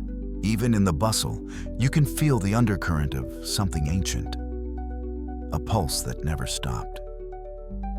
The Aboriginal connection to land still hums beneath the concrete and noise. You see it in the art that fills galleries, dots spiraling into infinity, lines tracing invisible paths. You hear it in ceremonies, in language revivals, in protests that sound more like poems. Australia's modern livability is built on that paradox. The meeting of old and new, of endless land and short memory. But slowly, the two are learning to listen. You fly south now to Melbourne, a city that feels like someone mixed Europe and sunlight. Its trams rattle past Gothic cathedrals and modern towers. Street art blooms on alley walls, layers of color and rebellion. There's music on every corner and coffee shops that treat latte art like religion. If Sydney is the face, Melbourne is the soul. Slower, moodier, more creative. It rains without apology, then clears into golden afternoons. You sit in a laneway cafe, watching people pass. Students, poets, lawyers, skateboarders, all sharing the same rhythm. The conversation around you isn't about wealth or status. It's about time. Knock off early? One man says to another. The other shrugs. Yeah, might as well. Good arvo for a pint. That's the livability here. The right to relax without guilt. But Australia's peace wasn't guaranteed. You walk through the pages of its past and find droughts, bushfires, economic booms, and busts. Nature has always been the unpredictable co-author of its story. When the rains fail, the red land cracks. When they return, everything blooms at once. The people learned resilience the same way plants did, by bending instead of breaking. The quirky fact, there's a word in Australian slang, no worries, used for everything from thank you to it's fine to life goes on. It isn't laziness, it's philosophy. When your landscape can swing from flood to fire in a week, calm becomes a survival skill. You travel inland now, into the heart of the country, the outback. The road shimmers in the heat. Kangaroos move like shadows across the horizon. The sky is endless blue. You pass a roadhouse, its sign faded, its air conditioner humming bravely. At sunset, the world transforms. The desert glows orange, then crimson, then violet. The rocks seem to breathe. In the distance, Uluru rises, massive, sacred, timeless. You approach slowly, shoes crunching on red dust. This is no ordinary mountain. Uluru isn't climbed, but respected. Its sandstone glows from within as the sun drops behind it, turning gold into fire. That's your verified fact. Uluru, known as Ayers Rock to colonists, is sacred to the Anangu people, who have lived in its shadow for millennia. Its surrounding caves contain ancient rock art depicting dreamtime stories, narratives that link creation, morality, and geography. You stand in the fading light, and for a moment, silence takes over. You can feel the weight of time pressing gently on your shoulders. Everything you've seen, cities, beaches, laughter, feels like surface compared to this.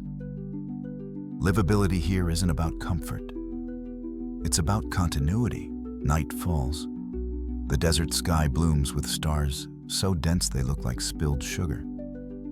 The Milky Way arches across the darkness. Somewhere nearby, a campfire crackles. You hear voices speaking softly in English and Pichanchachara, blending languages like colors.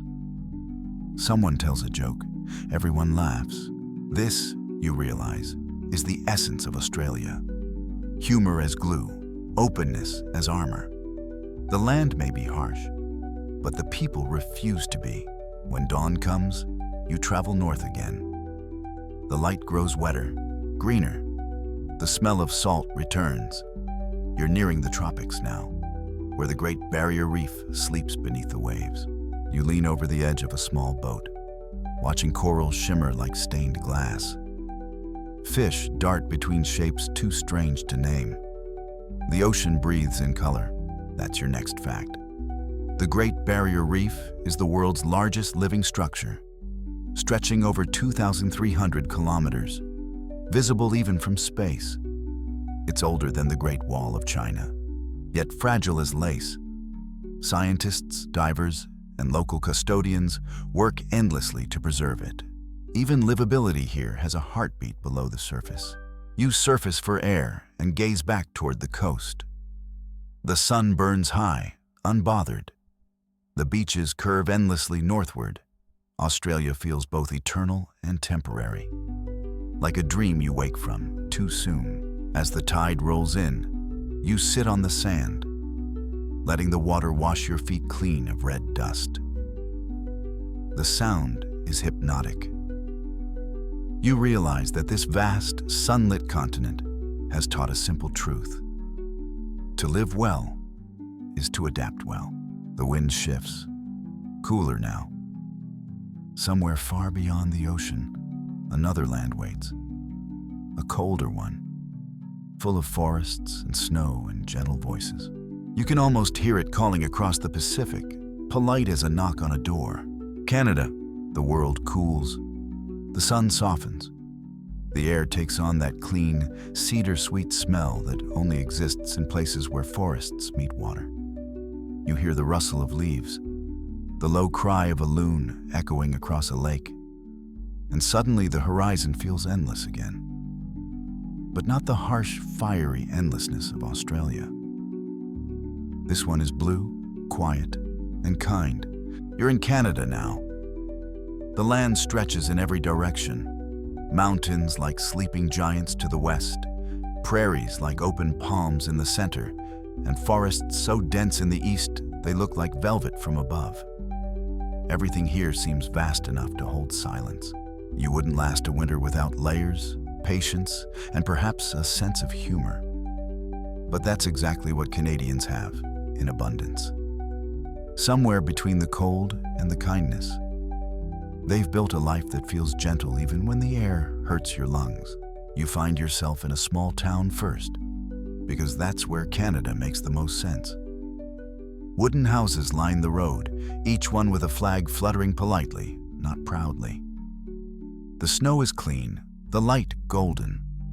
A man clears his neighbor's driveway before his own. A child leaves mittens behind, and someone hangs them neatly on a fence post for her to find. the sound of a hockey puck cracking against the boards echoes faintly from a nearby rink. That's your first verified historical fact. In 1867, Canada became a confederation, an experiment in coexistence among English, French, and Indigenous peoples. It wasn't built on revolution, but on negotiation. Its founding act wasn't a declaration of war, but a compromise signed in a snowy colony by men wearing fur coats. Maybe that's the first clue.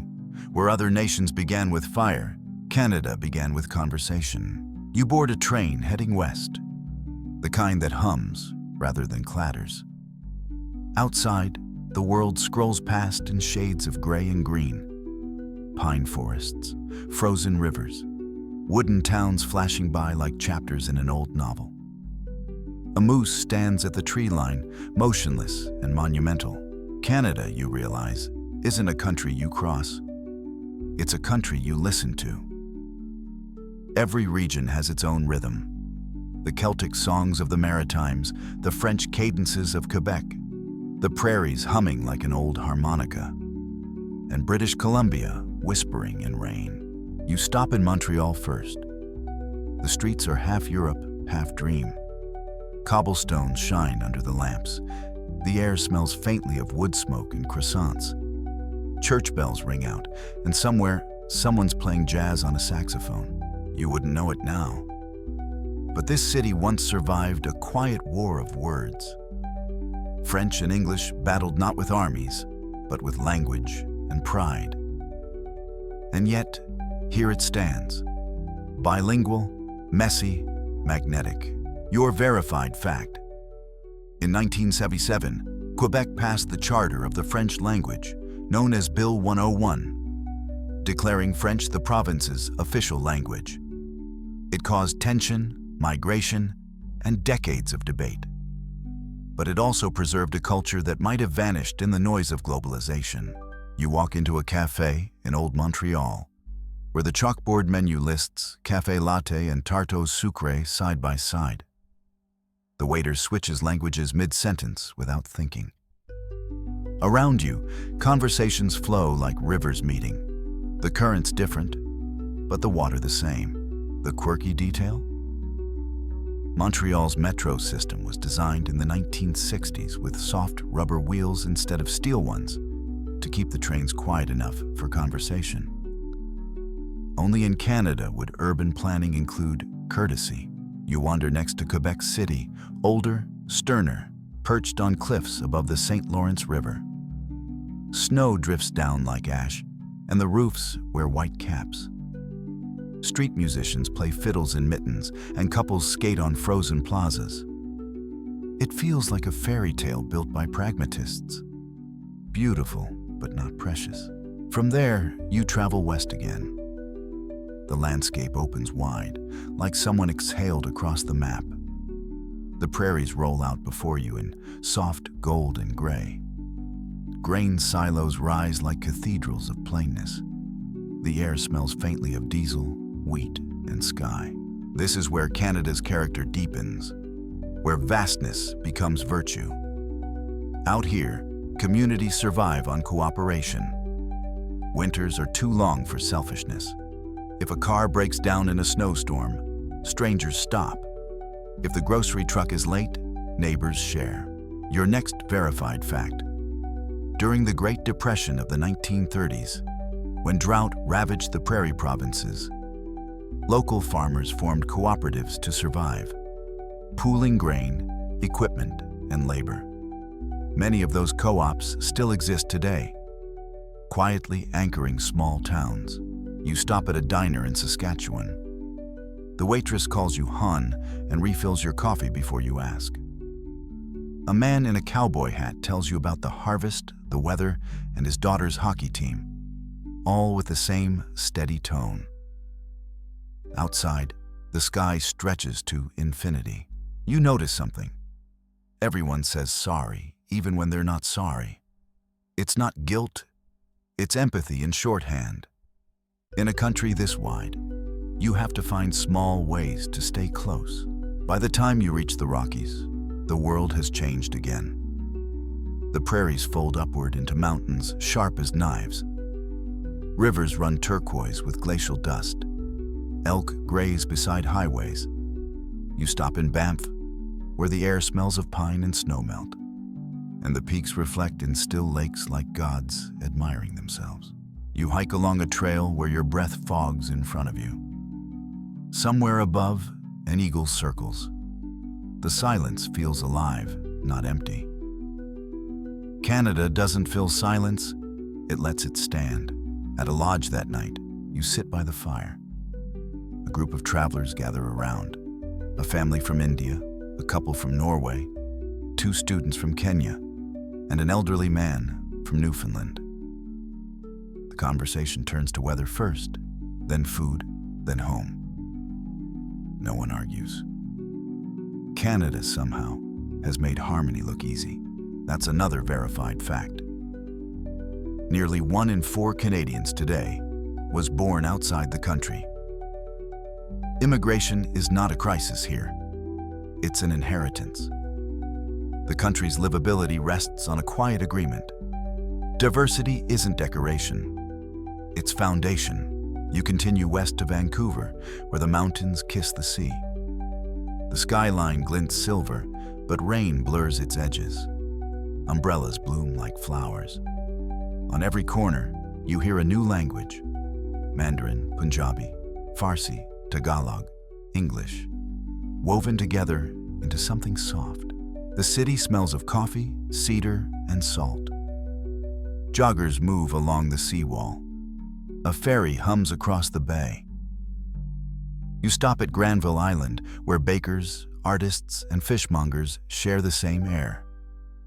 Everything feels handmade. Even the rain seems considerate. You remember another quirky fact. Canada has more lakes than the rest of the world combined. Over 2 million. That's not an exaggeration. It explains why Canadians talk about the weather as if it's a living thing. In a way, it is. At night, you stand on a pier overlooking the Pacific. The lights of the city shimmer on the water, and somewhere beyond the horizon lies Asia. A reminder that Canada, for all its northern calm, is part of something much larger. You realize now that its secret isn't perfection, it's balance. The same country that can freeze you solid in January will greet you with lilacs in May. The same nation that apologizes for everything can stand firm when kindness is tested. Its identity isn't shouted, it's lived.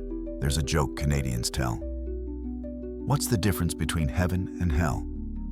In heaven, the cooks are French, the mechanics German, the lovers Italian, the police British, and it's all organized by the Swiss.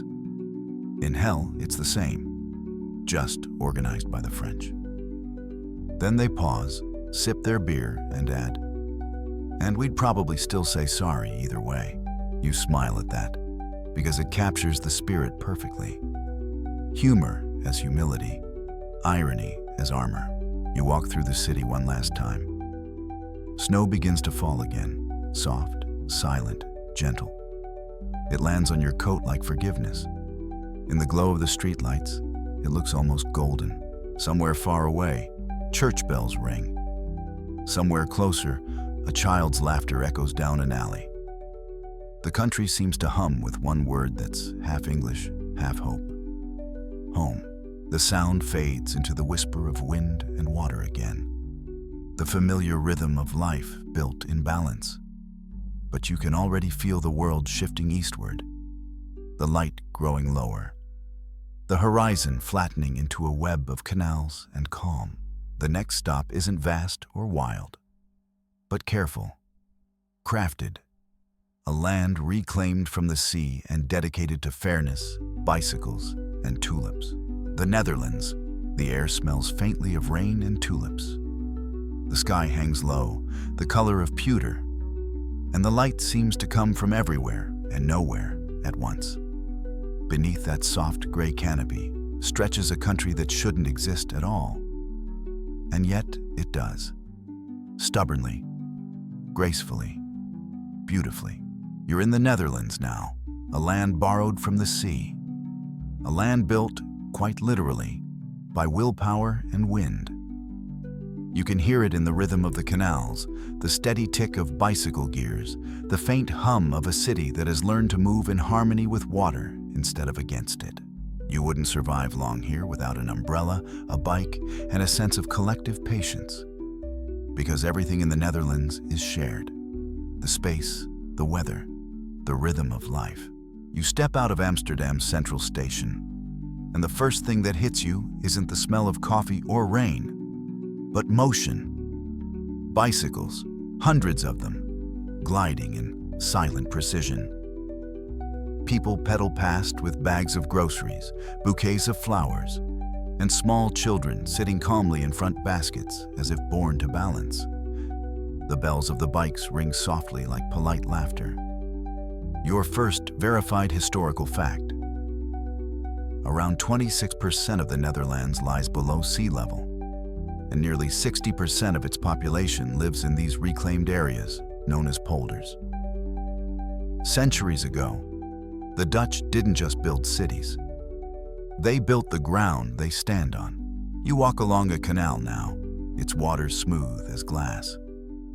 The buildings lean forward slightly, their narrow facades painted in muted reds, greens, and blacks. Their reflections shimmer upside down in the canal, as if the city exists twice. Once in air, once in water. A boat glides past, low and quiet. The captain waves lazily. You wave back. Somewhere nearby, the scent of stroopwafels, thin, caramel-filled cookies, drifts through the air. The Dutch have a word for the feeling that fills you now. Gezelligheid. It means coziness, warmth, togetherness, but not just indoors. It's a kind of social balance that hums through everything here. A full cafe, a tidy street, a shared laugh at the market. You duck into one of those cafes now.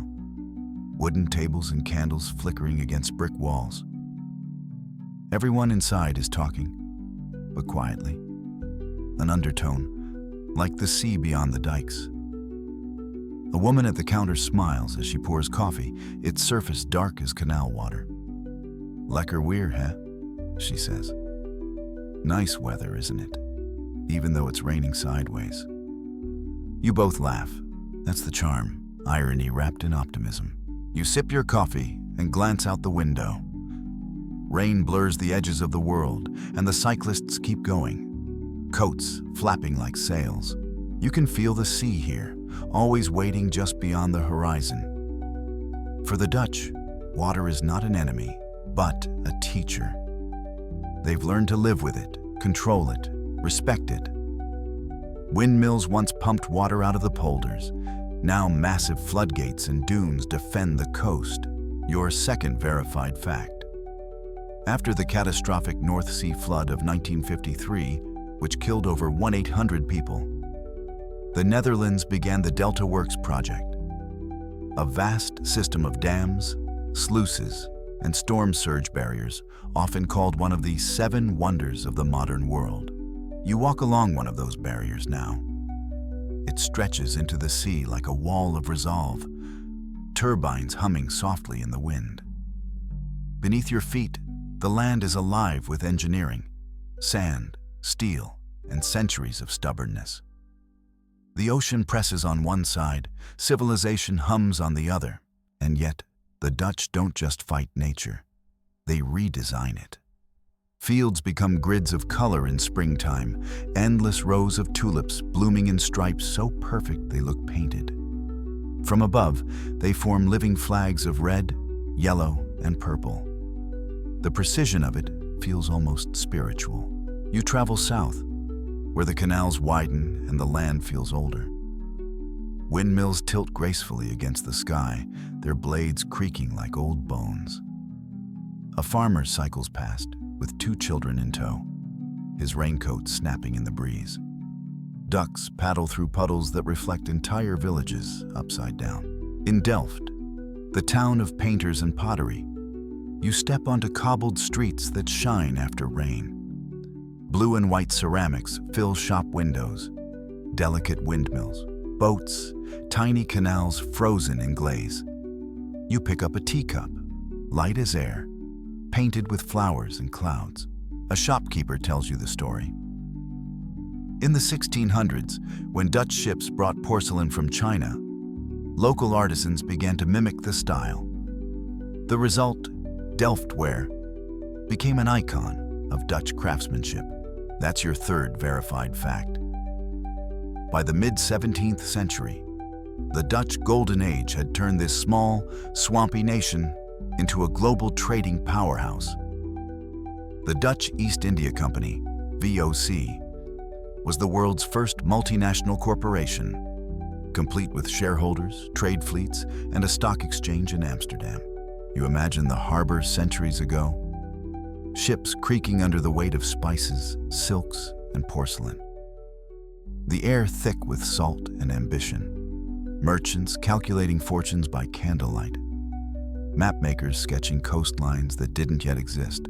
And yet, amid that wealth, something gentle survived. The art of daily life.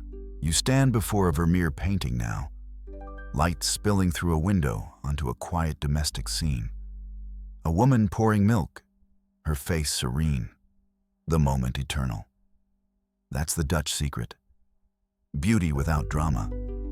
The divine found in the ordinary. You leave the museum and walk toward the city's edge. Beyond the houses, the land lies flat and infinite. Fields stretch out under low clouds, crisscrossed by canals.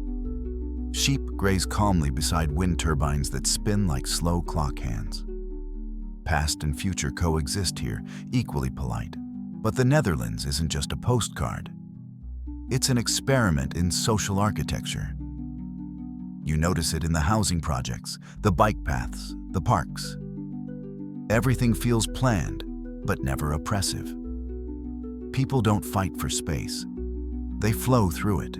You rent a bicycle and join the current. The ride feels effortless.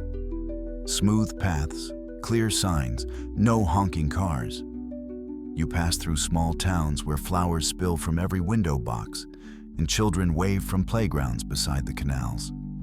Even the ducks seem unbothered by the drizzle. That's another quirky truth. The Netherlands has more bicycles than people. About 23 million bikes for 17 million citizens. The infrastructure follows suit. Cycling lanes, tunnels, even multi-story bike garages.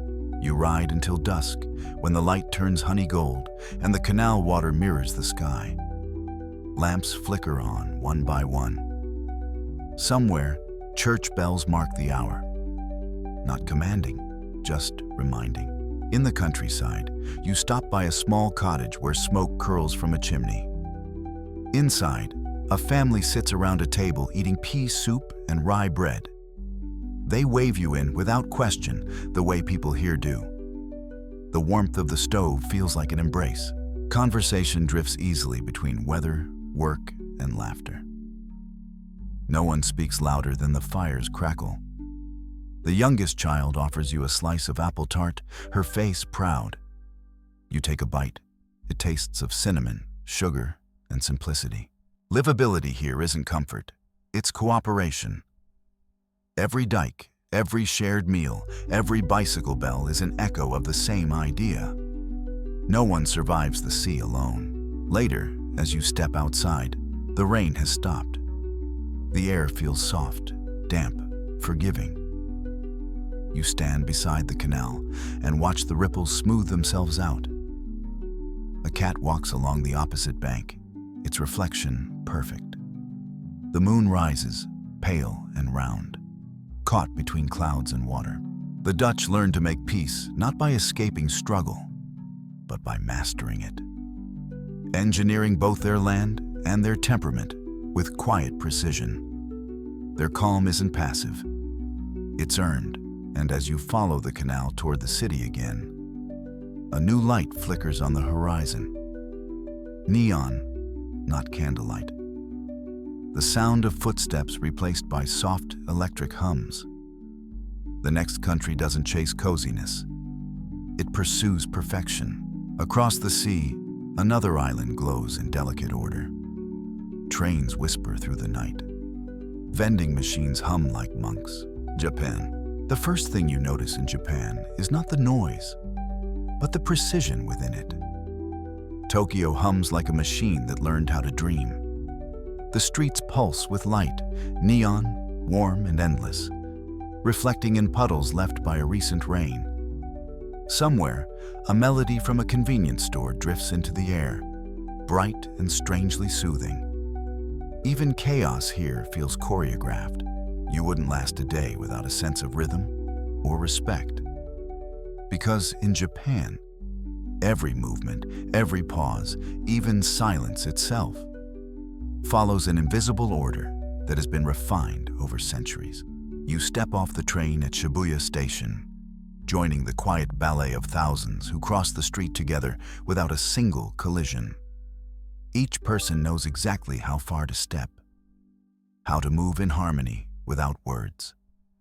When the light turns red, the crowd halts instantly, as if controlled by one heartbeat. The effect is mesmerizing. Your first verified historical fact. Tokyo's rail system carries more than 40 million passengers a day, and yet its punctuality is measured not in minutes, but seconds. In 2017, a train company publicly apologized when one of its lines departed 20 seconds early. Only in Japan could efficiency itself feel like etiquette. You follow the flow down a narrow street lined with paper lanterns. Steam rises from food stalls. The scent of grilled yakitori and soy sauce mixes with the clean smell of rain. Inside a ramen shop, people sit side by side in silence, slurping noodles with concentration. The sound isn't rude, it's appreciation, a way to honor the meal. The owner nods to you as you sit. He places a steaming bowl in front of you. Rich broth, golden noodles, a soft boiled egg cut like sculpture. You take a bite. The warmth hits your chest before your tongue. For a moment, the city fades away. That's another truth about Japan. Its livability doesn't come from luxury, but attention. Every detail matters, from the texture of a teacup to the rhythm of a crosswalk. Comfort is crafted, not stumbled upon. You step outside again. The rain has stopped, and the air smells faintly of wet earth and sakura. In a nearby park, cherry blossoms have begun to bloom. The petals fall slowly, each one like a drifting thought. Beneath the trees, people sit on blue tarps, eating, drinking, laughing softly. It's Hanami season, the ritual of flower viewing, practiced for over 1,000 years. Your verified fact. The earliest written record of cherry blossom festivals dates back to the 8th century, during Japan's Nara period. Even emperors once paused their courts to watch petals fall, believing the moment symbolized the fragility and beauty of life. You sit under the blossoms now, watching pink clouds drift down onto picnic tables and wine cups. A group nearby toasts with sake, their laughter delicate, as if afraid to disturb the air. You feel something unnameable. Peace, perhaps, mixed with melancholy. The Japanese have a word for it. Mono no aware, the gentle sadness of impermanence. That's the heart of Japan's livability. The acceptance that everything beautiful must end. You travel westward on the Shinkansen, the bullet train. It moves so smoothly that it feels like floating. Outside, the countryside blurs by. Rice fields, wooden houses, temple roofs glinting under sunlight. In the distance, Mount Fuji rises. Symmetrical and serene, its snowcaps sharp as origami. Inside the train, no one speaks above a whisper. Seats align perfectly. The conductor bows before entering each car. Time feels choreographed, not spent. Your quirky historical fact. The Shinkansen, first launched in 1964, has maintained an average delay of less than 1 minute for decades, despite carrying billions of passengers. The system's efficiency is so admired that foreign engineers study it like philosophy. You arrive in Kyoto, the country's quieter heart. The air feels older here, slower, scented with incense and cedar. You walk through narrow alleys where wooden machiya houses lean close together, their paper windows glowing softly. The sound of footsteps on wet stone echoes like rain. In a small temple garden, a monk sweeps fallen leaves with deliberate slowness. Each motion seems as important as breath. You watch him for a long time before realizing that the garden is not just arranged. It's alive. Moss carpets the stones, water trickles from bamboo, and the air hums with stillness. Your next verified fact. Japanese garden design, rooted in Zen philosophy, emerged during the Muromachi period, 14th, 16th centuries. These gardens weren't meant for flowers. They were designed for contemplation, using rock, water, and emptiness to mirror the mind. You sit by the koi pond, and for a moment, you understand. The country's livability isn't built from abundance, but restraint. Japan finds beauty not in what it adds, but in what it removes. Later, you wander through a konbini, a convenience store open 24 hours. The lights are bright, the aisles immaculate. Each sandwich is perfectly cut, each drink lined up like soldiers. The cashier greets you with a bow and thanks you twice. Once when you pay, once when you leave. The politeness feels automatic, but it's also genuine, part of a national choreography of respect. Yet beneath the precision lies exhaustion too. Historians still debate whether Japan's perfection is sustainable. High work hours, low birth rates, quiet loneliness. The same discipline that builds order can also isolate. The balance between duty and rest remains fragile. You think about that as you board a train to Osaka, a city with more laughter in its bones. Street lights glow amber. The air smells of fried octopus and sugar. Here, the rules soften. Strangers call out. Vendors crack jokes. The Kansai dialect rolls like music. In Dotonbori, the neon is alive. Signs shaped like crabs, dragons, even running athletes. A river of people flows beneath them, full of energy. Japan isn't one mood, you realize. It's 1,000 moods held in balance. You stop at a takoyaki stand, the batter sizzling on iron molds. The vendor flips each golden ball with practiced speed. Hot, he warns, handing you a tray. You bite anyway. It burns your tongue, but tastes like laughter. Farther south, you reach Nara. Deer roam freely through the parks, bowing slightly in exchange for treats. Their movements are so calm they feel almost rehearsed. The locals treat them not as pests, but as citizens, spiritual messengers from an older world. That's your next verified fact. In Nara's Kasuga shrine, deer have been considered sacred since the 8th century, believed to carry the gods' messages. To harm one was once punishable by death. You kneel, hold out a cracker, and the deer bows politely before taking it. You laugh softly. Even the animals here know courtesy. But the quietest truth of Japan is found not in its cities or rituals, but in its homes. You're invited one evening to a traditional house. Tatami floors, sliding doors, the faint smell of green tea and wood smoke. Inside, the host moves with gentle precision, every gesture graceful.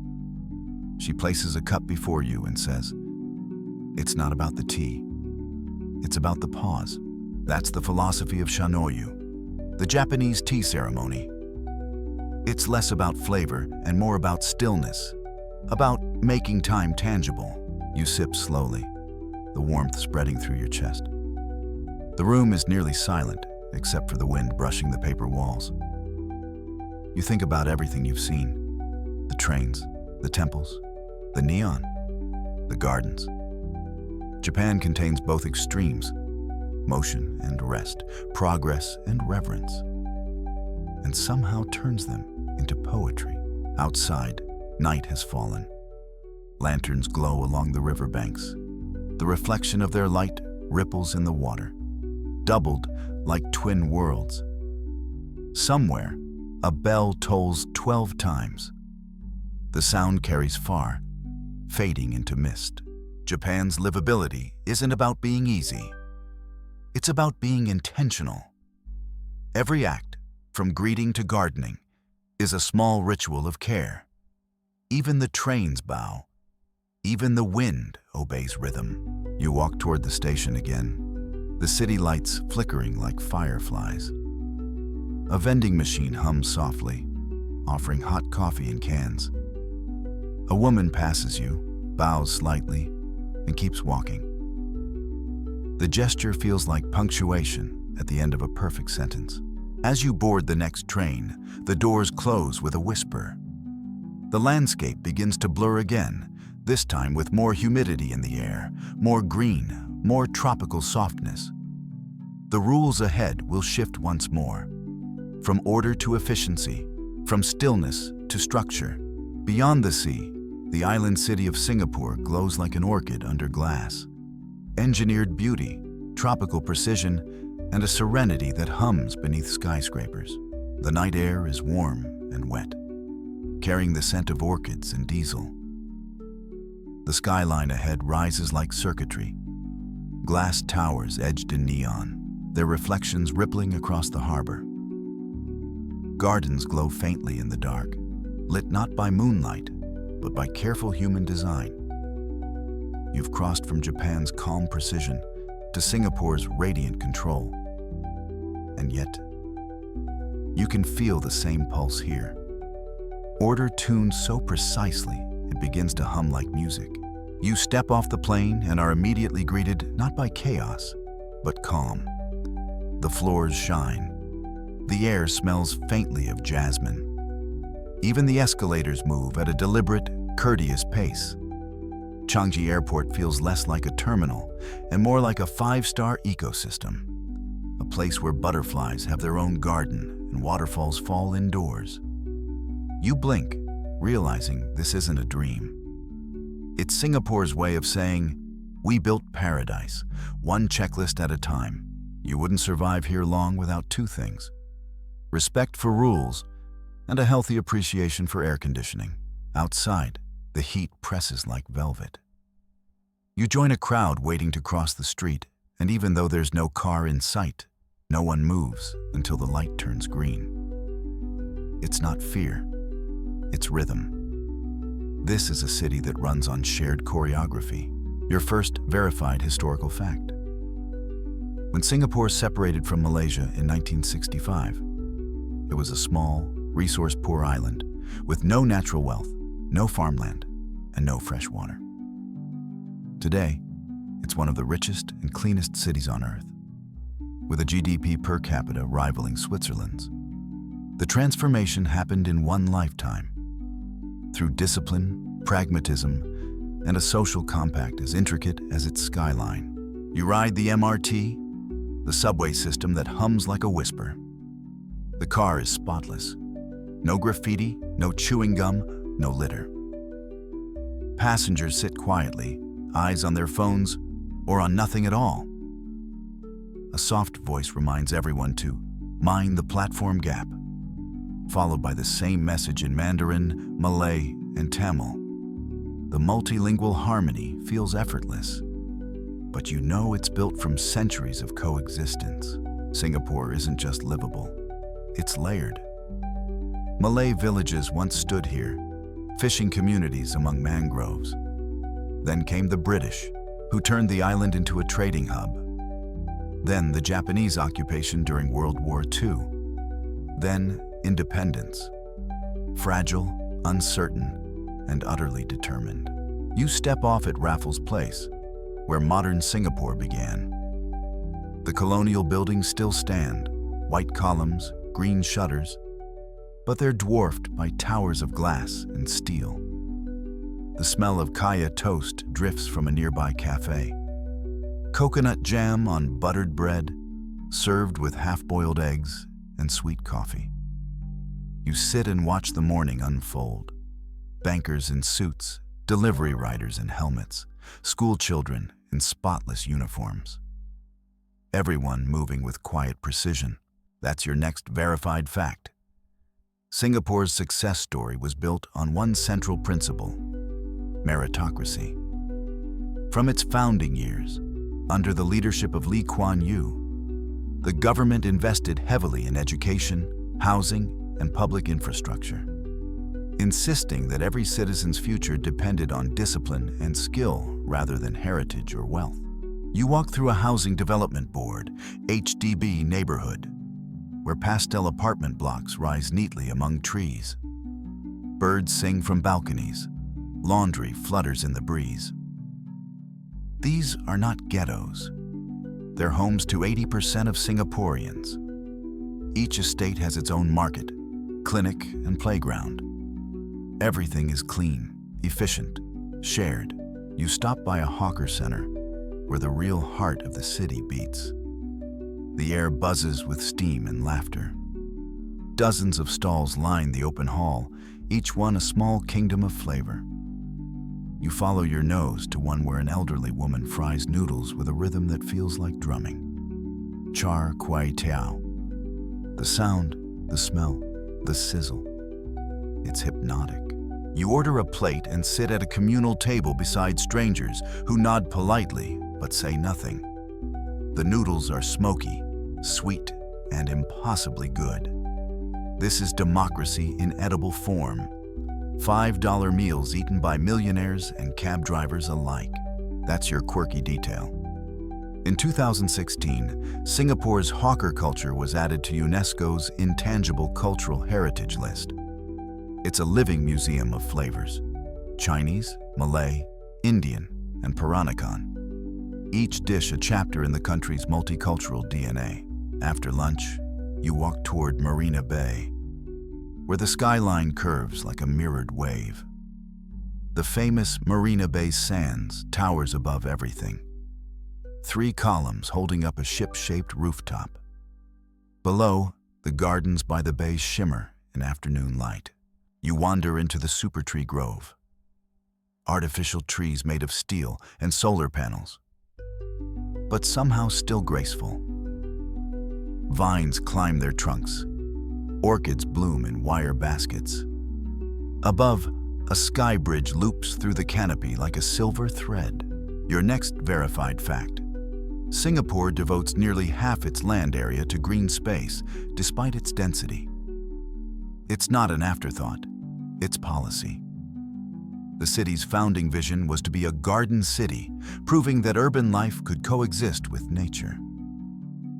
Even today, new buildings are required to include greenery proportional to their footprint. You take the elevator to the top of the Marina Bay Sands, and the view almost steals your breath. Below you, the island unfolds like a miniature utopia. Ports, gardens, neighborhoods, all arranged with geometric care. The ocean glitters at the edges, reminding you that every grain of sand beneath you was once ocean floor, dredged and reshaped by human hands. Singapore's triumph is control, but control with grace. Every tree, every law, every train road exists because someone decided that chaos had no place here. Yet scholars still argue whether this control comes at a cost. Is freedom the price of order? Some say yes. Others say that order is the highest form of collective freedom, the right to live without fear, noise, or neglect.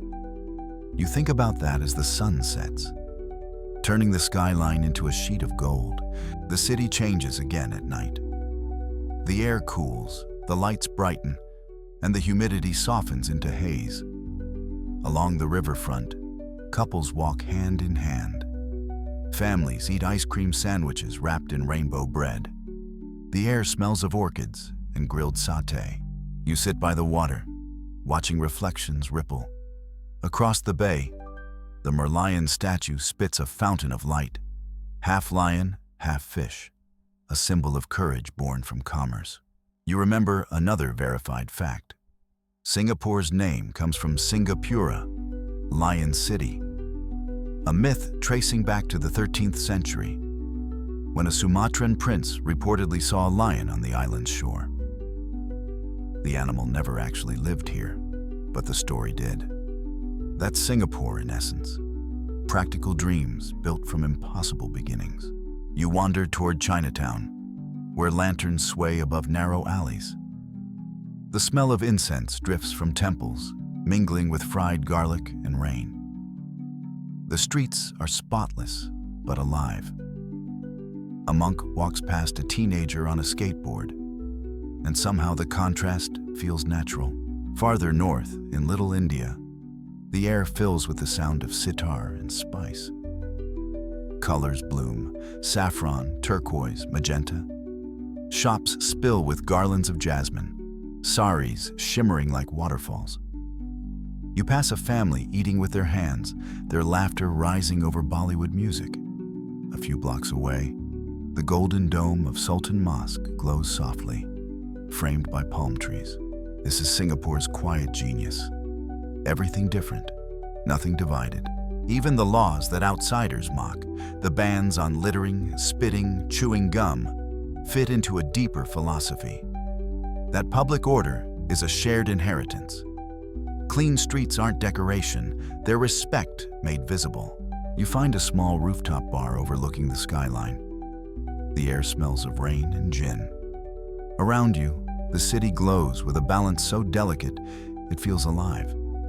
You take a sip, feeling the condensation slide down the glass, and realize something subtle but powerful. Singapore isn't built for spectacle. It's built for stability, and in a world obsessed with noise, that's revolutionary. As the night deepens, you hear music from a nearby plaza. A street performer plays a violin under the trees, the notes rising like moths toward the light. A small crowd gathers. No one talks. No one interrupts. They just listen. You close your eyes, and the music carries you across time and water again. Beyond the equator, beyond skyscrapers, towards something universal. Because after all these journeys, from icy Finland to blazing Australia, from quiet Kyoto to structured Singapore, the pattern begins to reveal itself. Livability is not geography. It's not climate, wealth, or history. It's the art of belonging, to place, to people, to purpose. And as the last note fades into the tropical night, the plane of memory shifts once more. You're drifting upward now, leaving the cities behind, watching their lights blend into constellations. You realize there's one more stop, not a country, but an idea. The universal search for home. The world beneath you blurs into color. The blue of oceans, the green of continents, the gold of cities pulsing like stars. From up here, borders vanish.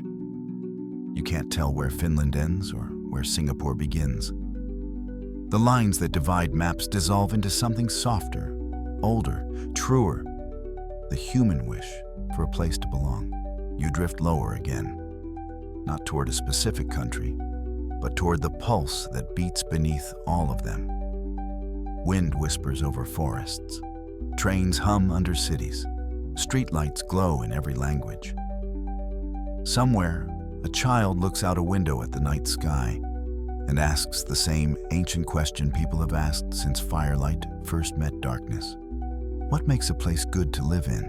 You wouldn't survive long on this planet without that question. It's the reason humans build, share, argue, and dream. Livability isn't just about warmth or food or shelter. It's the quiet promise that life will make sense tomorrow. You walk now through a landscape stitched from memory. A canal that looks Dutch, a forest that feels Finnish, a city square glowing like Vienna. Somewhere nearby, a train whistle echoes, Swiss precision.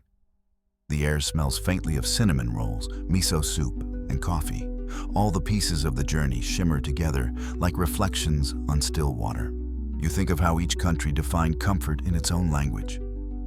In Denmark, hygge, a candle, a friend, a calm evening. In Japan, wabi-sabi, beauty in imperfection. In New Zealand, whenua, the land is mother. In Canada, home, a word said softly, as if to warm itself. Each idea is a note in a greater song, and as you walk, you begin to hear that melody clearly. It's not national anthems or political slogans. It's quieter, the hum of balance between body and soul, between people and the places that hold them. Your first verified fact in this final chapter. Every year, the United Nations World Happiness Report surveys over 150 countries, ranking them by livability. And though the top nations often change places, Finland, Denmark, Switzerland, Iceland, the pattern remains constant. The happiest countries aren't the richest or the largest. They're the ones where trust runs deep and community still matters. You stop at a small bench that seems to exist everywhere and nowhere. The air smells like wet grass and bakery bread. People pass by, a Finnish teacher, a Dutch engineer, an Australian nurse, a Japanese gardener. They nod, smile, and continue. There's no border between them, just shared civility, the quiet magic of mutual respect. You realize now that livability is built on invisible things: empathy, predictability, safety, and time. Time to rest, to talk, to be. The nations that mastered it didn't stumble into it. They built it deliberately, the way a gardener shapes a hedge or a mason lays stones. But it's never finished. Scholars still debate whether happiness indexes really measure joy or just convenience. Some argue that true contentment can't be graphed, that comfort might dull the edge of ambition, that peace might come at the expense of passion. Perhaps they're right, or perhaps that's missing the point. You walk farther, and the scenery shifts again. You see a small classroom somewhere in Finland. Children learning not facts, but curiosity. You see an old man in Copenhagen lighting a candle against the early dark. You see a young woman in Wellington pulling her kayak onto the shore. You see a farmer in Austria humming to his cows as morning mist lifts off the hills. A Swiss engineer checks his watch. A Singaporean family shares a meal in a hawker center. Each moment is ordinary. Each moment is perfect, your quirky detail.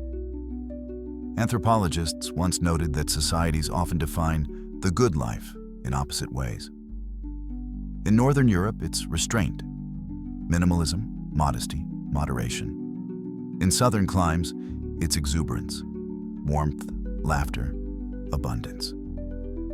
Yet both can lead to the same destination, a sense of belonging so strong it feels invisible. You pause beside a small lake, maybe Canadian, maybe Austrian, and watch the reflection of clouds drift across its surface. The water doesn't care who owns it. The ducks don't check passports. And maybe that's the quiet truth history keeps trying to teach. Every livable country is just a temporary version of a universal wish, to build somewhere safe enough to dream. You listen now for the sounds of all those dreams. A train bell, a bicycle chain, the distant echo of church bells or temple chimes, laughter at a market, the click of a closing book. These sounds belong to no one and everyone. In the distance, you see a house. Not grand, just simple. Its lights are on, golden through the windows. The door is slightly open. You walk toward it. Inside, the air smells faintly of coffee and rain. A fire burns quietly in the hearth. There are books on the table, a map on the wall, a coat hung neatly by the door. You sit down and realize something small but profound. Livability isn't about nations. It's about neighbors. It's the accumulation of millions of small, kind decisions. Someone stopping their car to let you cross the street. Someone returning your lost glove. Someone trusting that tomorrow, the lights will turn on and the roads will still be there. Your second verified fact. Sociologists call this social capital. The trust networks that hold a society together. Studies show that high social capital directly correlates with longer lifespans, higher happiness, and lower crime rates.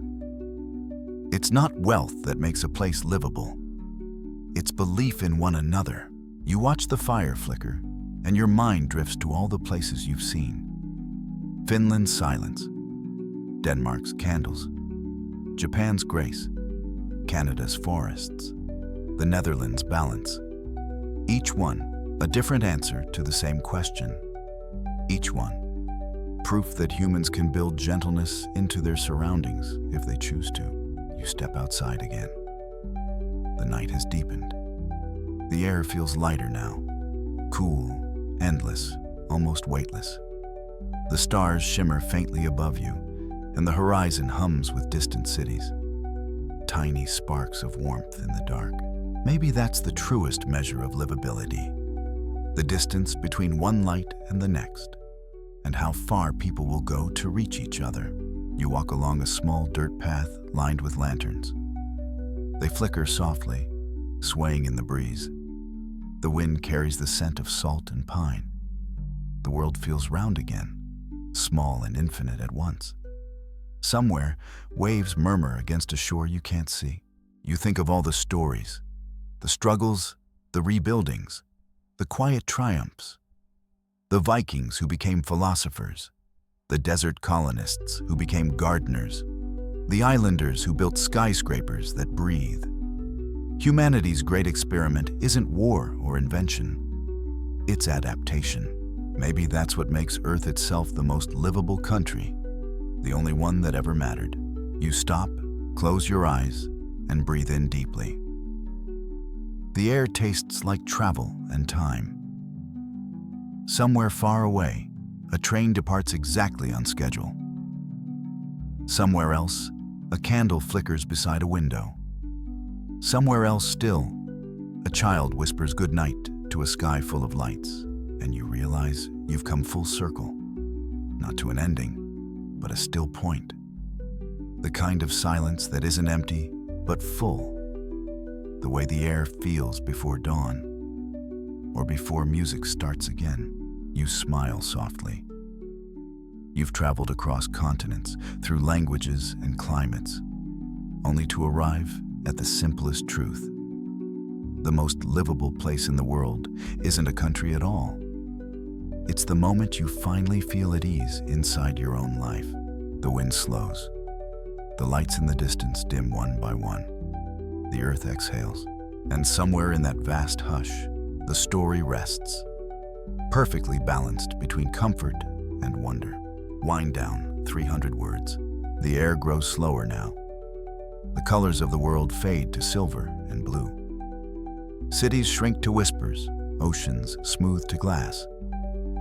You feel yourself weightless, drifting between memory and sleep. The last echoes of laughter, music, and rain dissolve into rhythm. The steady heartbeat of a planet that has always known how to cradle its children, even when they forget how to rest. You think of all the places you've passed through.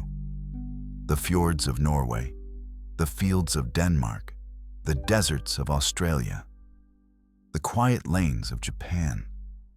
Each one offered its own lullaby.